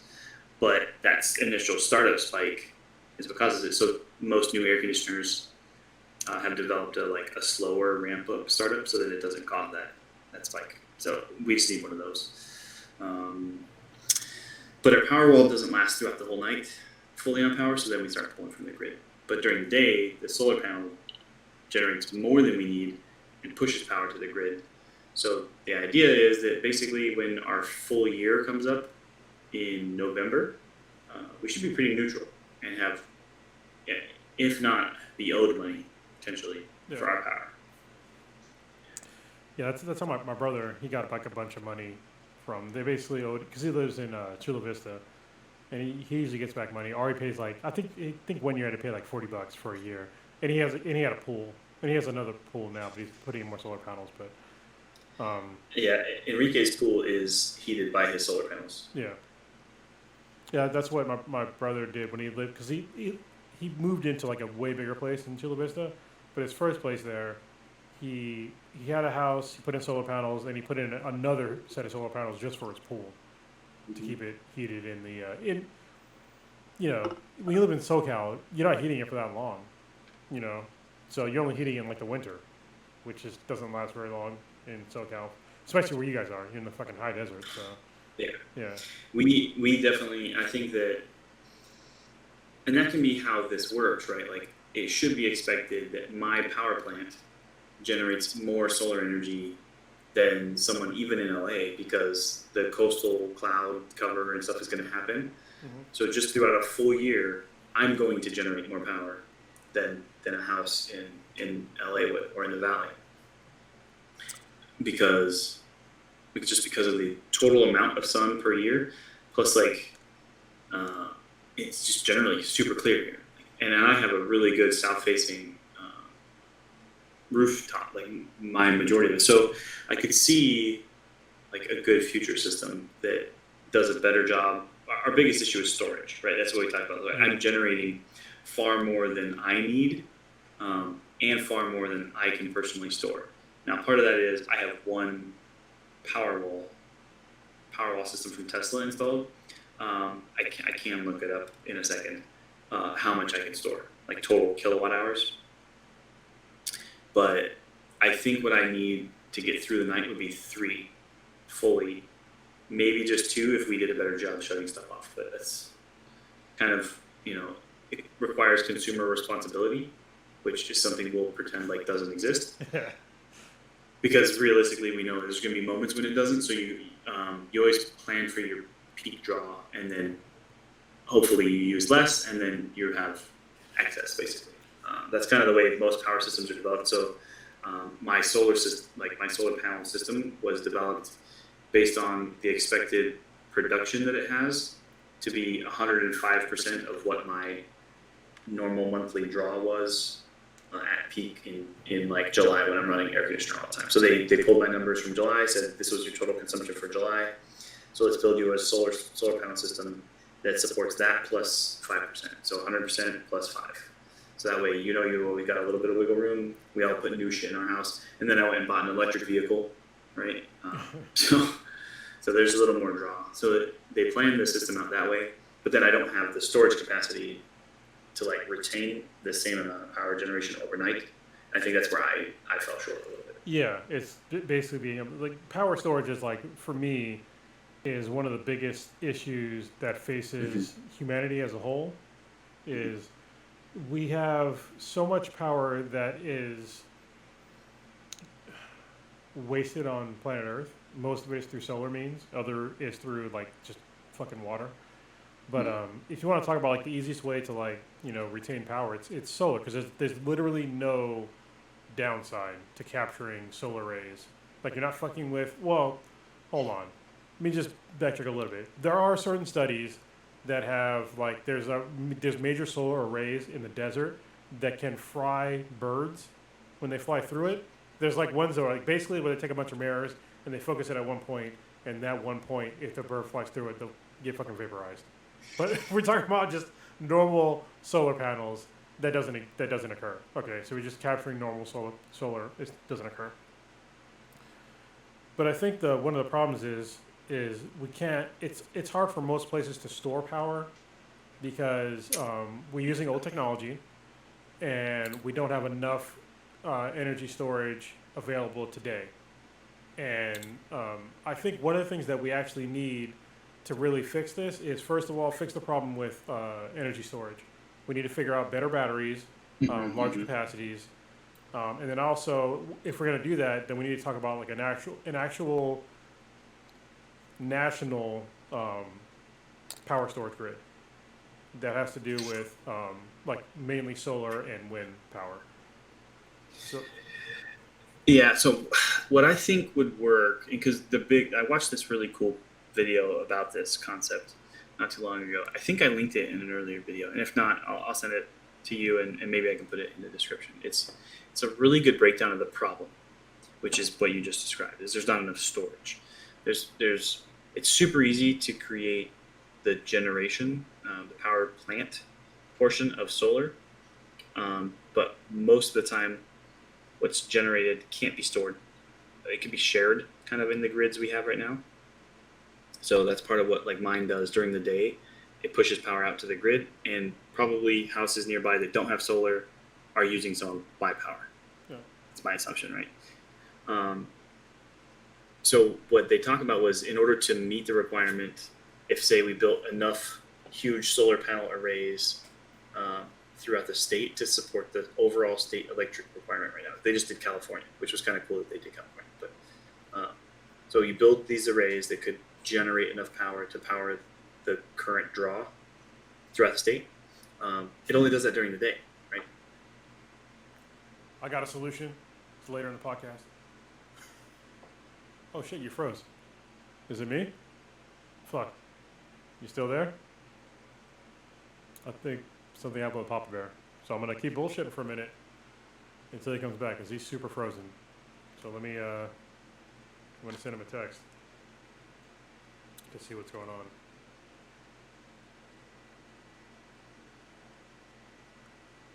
Damn it, we're getting into some really good stuff.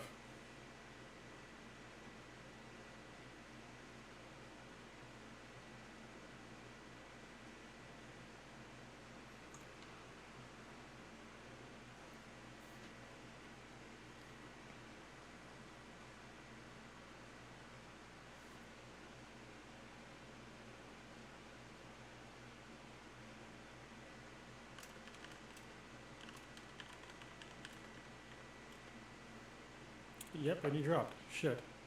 I think he lost his internet. That'd be terrible.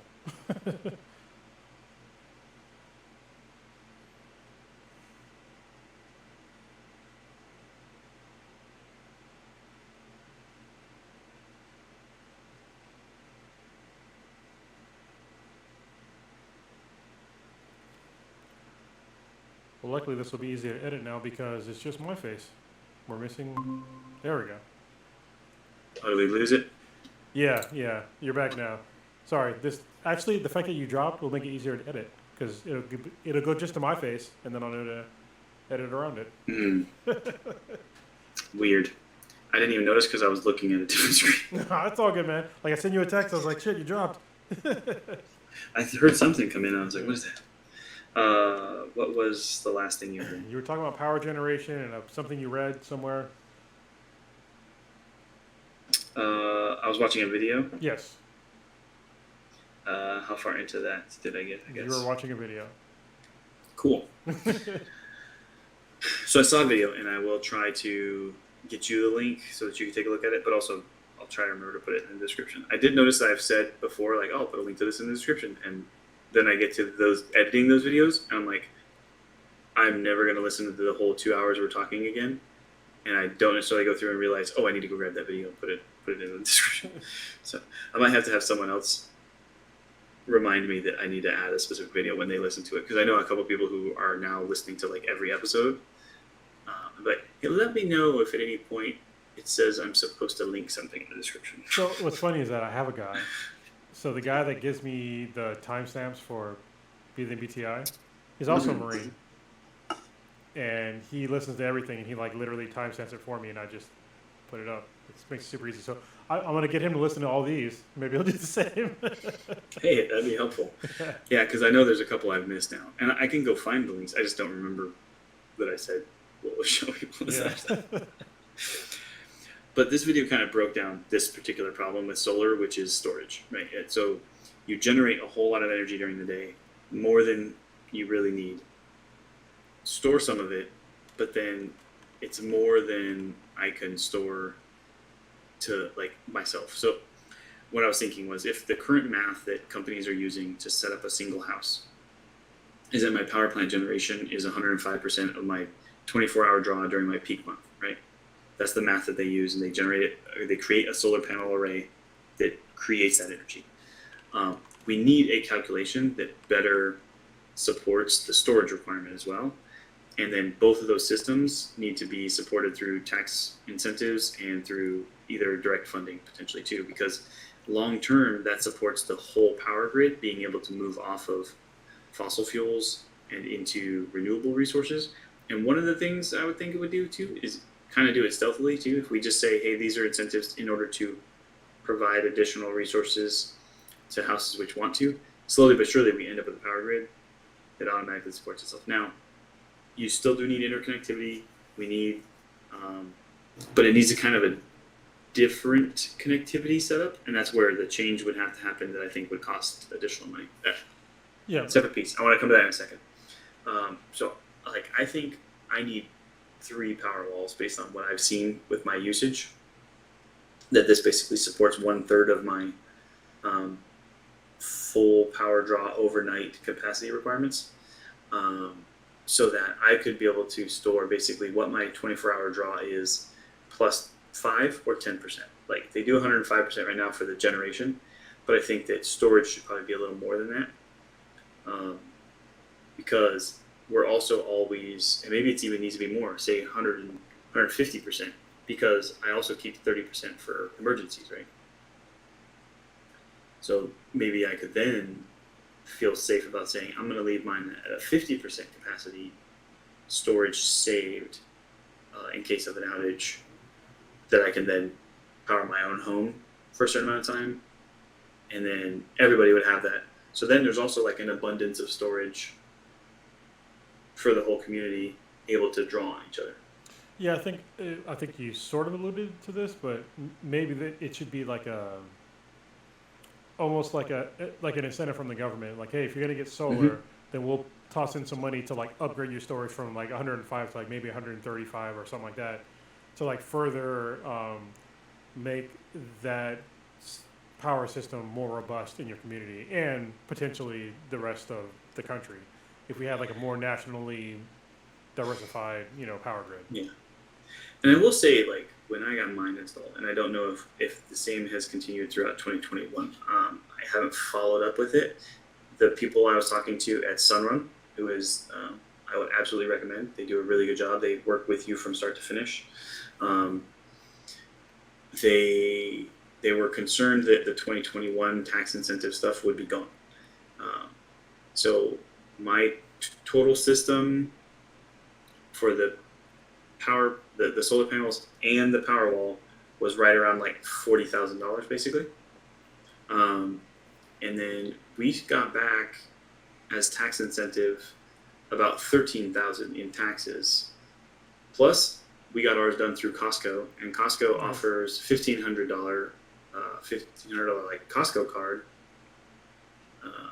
So I mean, like, all in all, it might just be, it needs more discussion, like advertisement. Like, these incentives exist. Yeah. If you go out and do this thing, and I'm getting all kinds of YouTube video ads. I don't know if you are too, for solar panels if you're in California. Oh, I was for a while, because I was looking up like doing my own system, so do like wholesale solar. So yeah. I bought stock maybe 6 or 7 years ago in a small like solar panel manufacturing company called Vivint Solar. Oh, yeah, I know they are. Yeah, they do and security systems too. They do security too. Yeah. So all of Vivint got purchased by Sunrun. Oh, nice. So what was crazy was I was like, oh man, and because I was talking to him, I was talking to Sunrun because I really wanted to support the company that I obviously have stock in, right? Because that's how that shit works. So I was like, hey, do you guys by any chance have any way where you can specifically install like Vivint solar panels, or have them conduct the install? And they're like, oh, actually, we're like literally in the process of buying them right now. Too early. I was like, oh, so Sunrun would be the stock that I end up with, and I would then be helping support stocks that I bought. I was like, perfect. carry on. Let's continue with this plan. Nice. So it worked out okay for me. Yeah, I literally now have Sunrun stock, which is who I purchased my systems from. Nice. So I think ideally, I think both of us are in favor of having like a more decentralized power grid that is energized by potentially a lot of solar powered houses, but obviously you can't do that everywhere. I get that.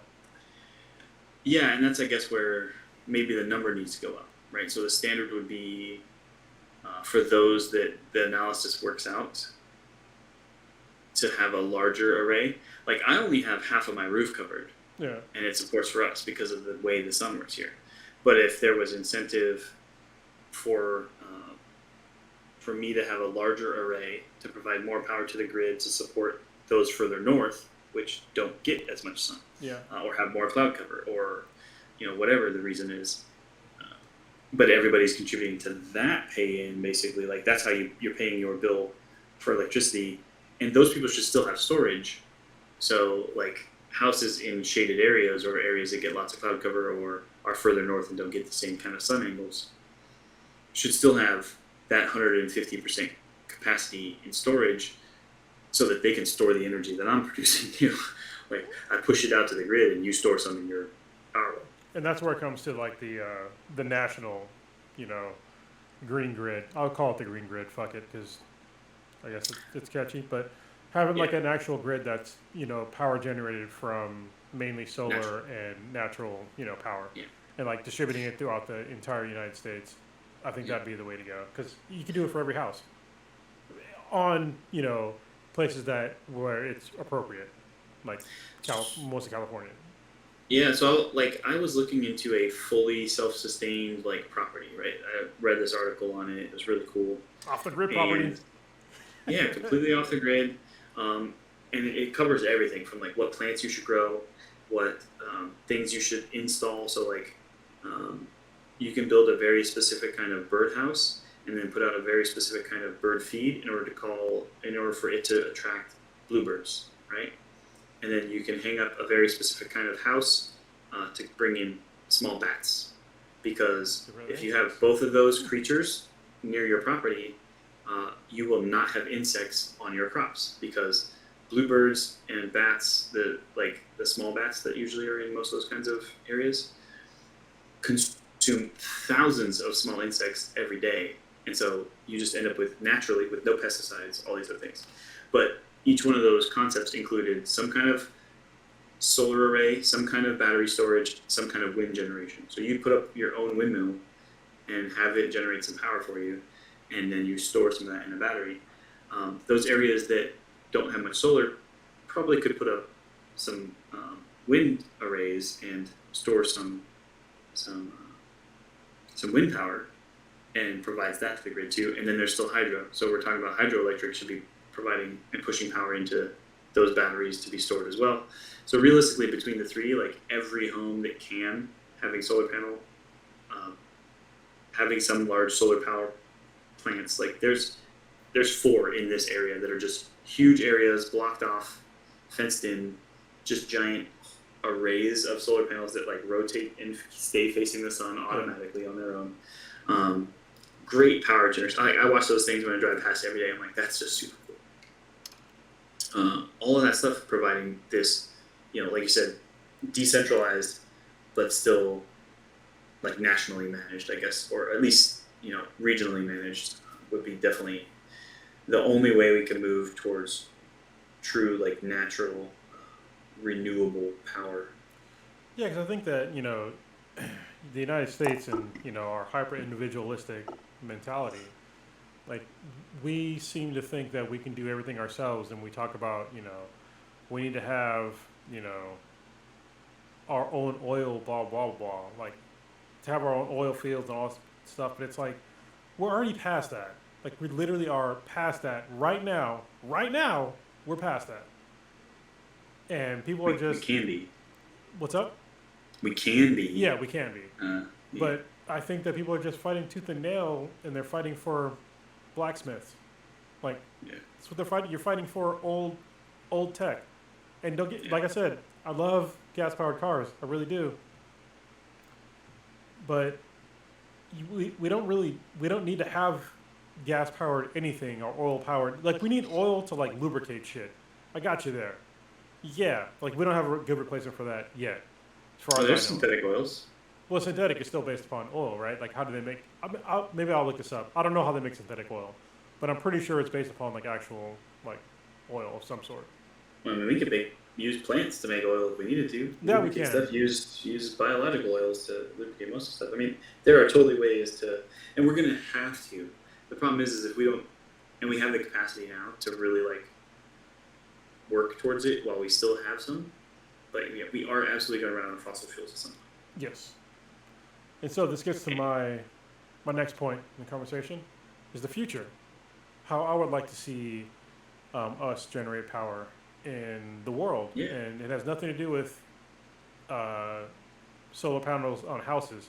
I want there to be a space elevator into space where we have an actual halo around the Earth, and that's a giant solar panel.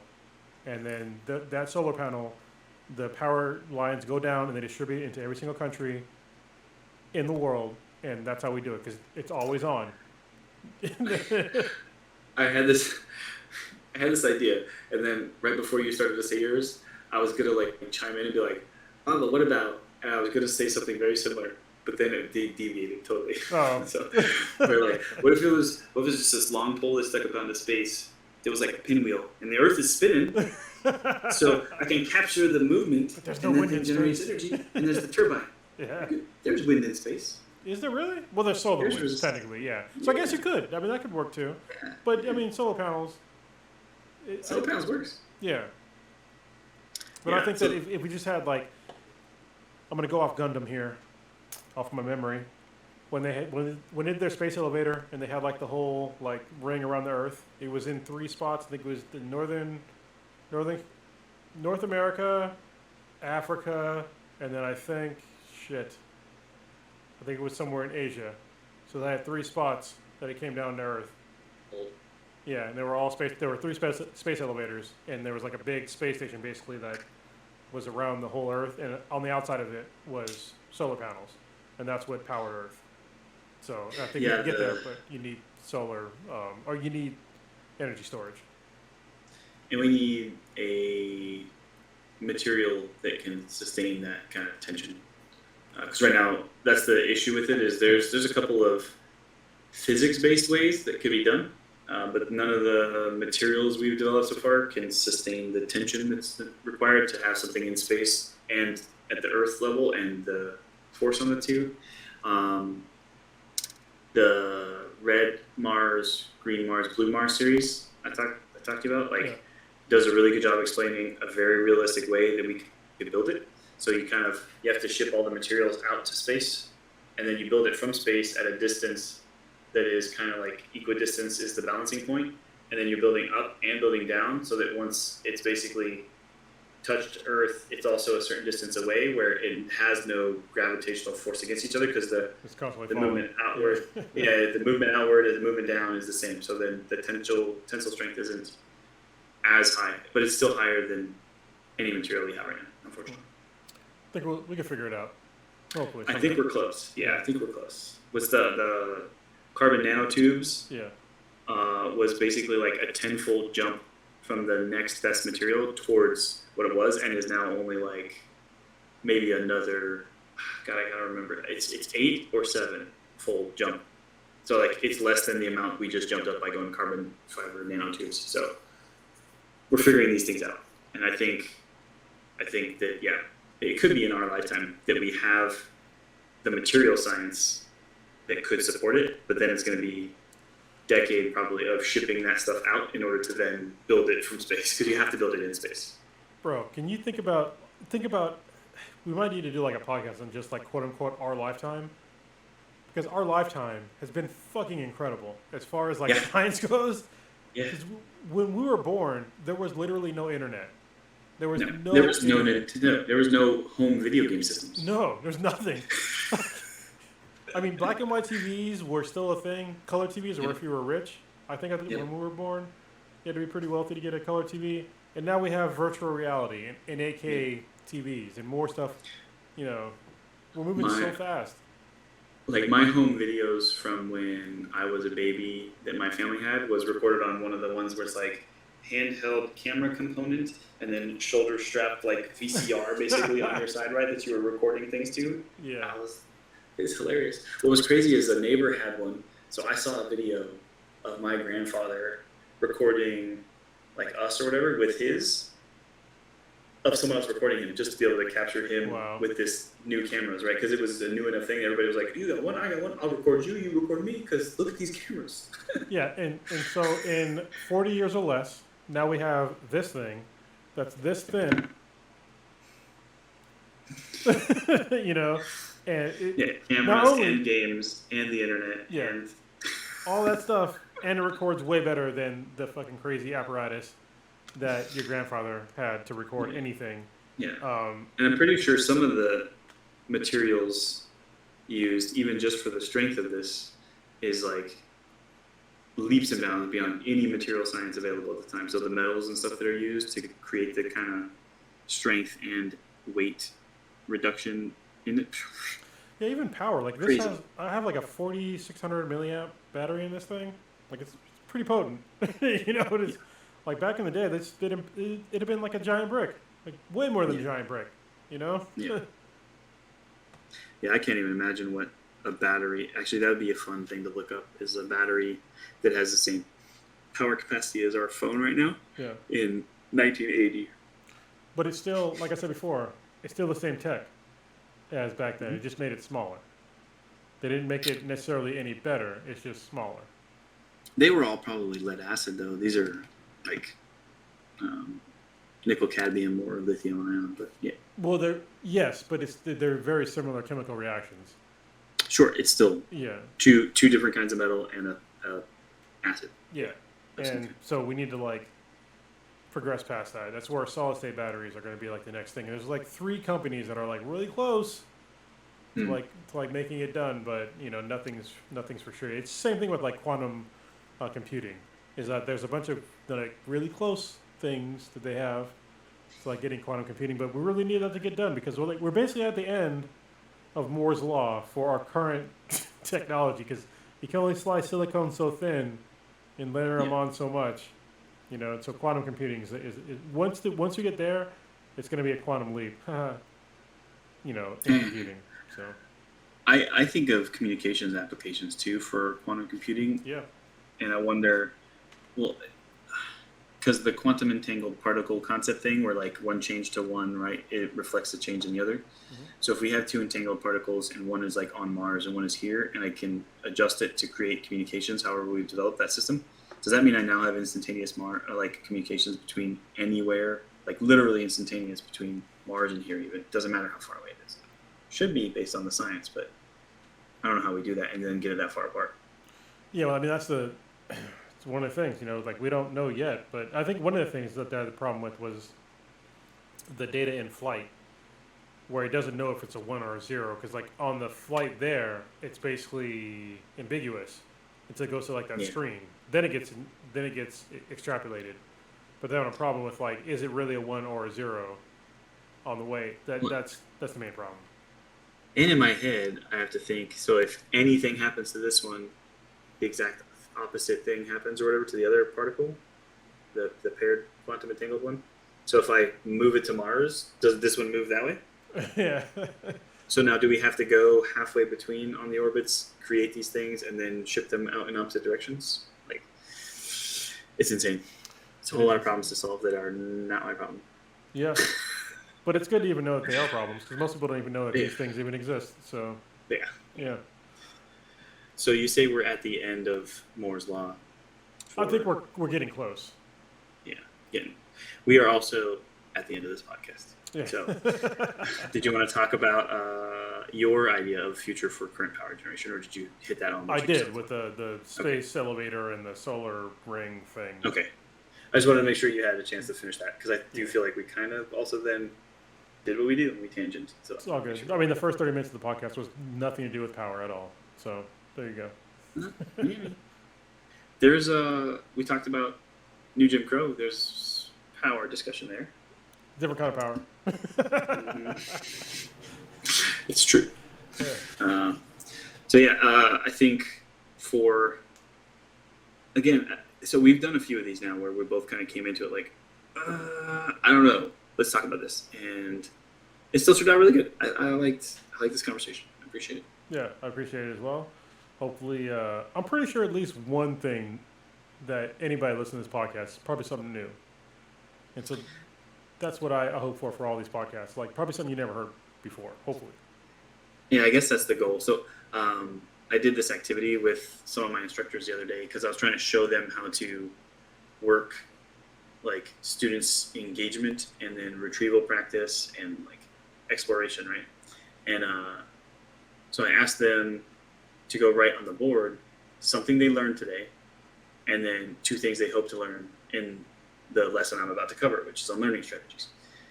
And so there was a group that went to the board. There's 3 of them there. They're like, oh shit, I don't know if I learned anything today.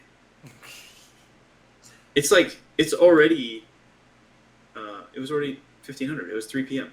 I was like, if it's 3 p.m. in the day and you have not learned one new thing today, I feel really sad for you. Yeah. You need to be constantly striving to learn new things. They're like, okay, hold on, let me think. Okay, I thought of something. I was like, you just weren't aware. You had to really go back and think about your own thinking. But so hopefully we facilitated, you learning something new today. That's what I'm kind of thinking with this. Well, that's good. Yeah, that's a good idea. That's what we do every day, every time we do this. That's actually a really good goal, I guess. Yeah, and I think that there's a mindset, right? If you think that you haven't learned something new in any day, I mean, first, if that's true, you're stuck in a really shitty loop.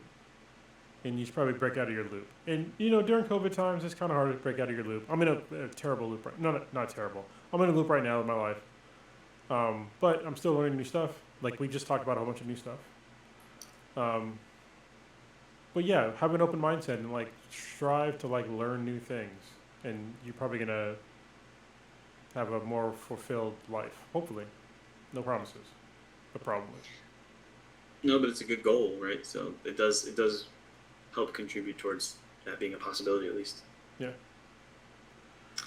All right. Well, thanks for listening and watching. Yep. Thanks, Papa Bear. Later. Actually, I think you suggested it, but I had a lot of ideas about it. Well, I think it's because you saw... Well, I guess it was my idea, right? Because I posted something about it, and then you're like, we should talk about it. So. Yeah. Shared. It was balanced. It was. And it was also an exchange. See what we did there?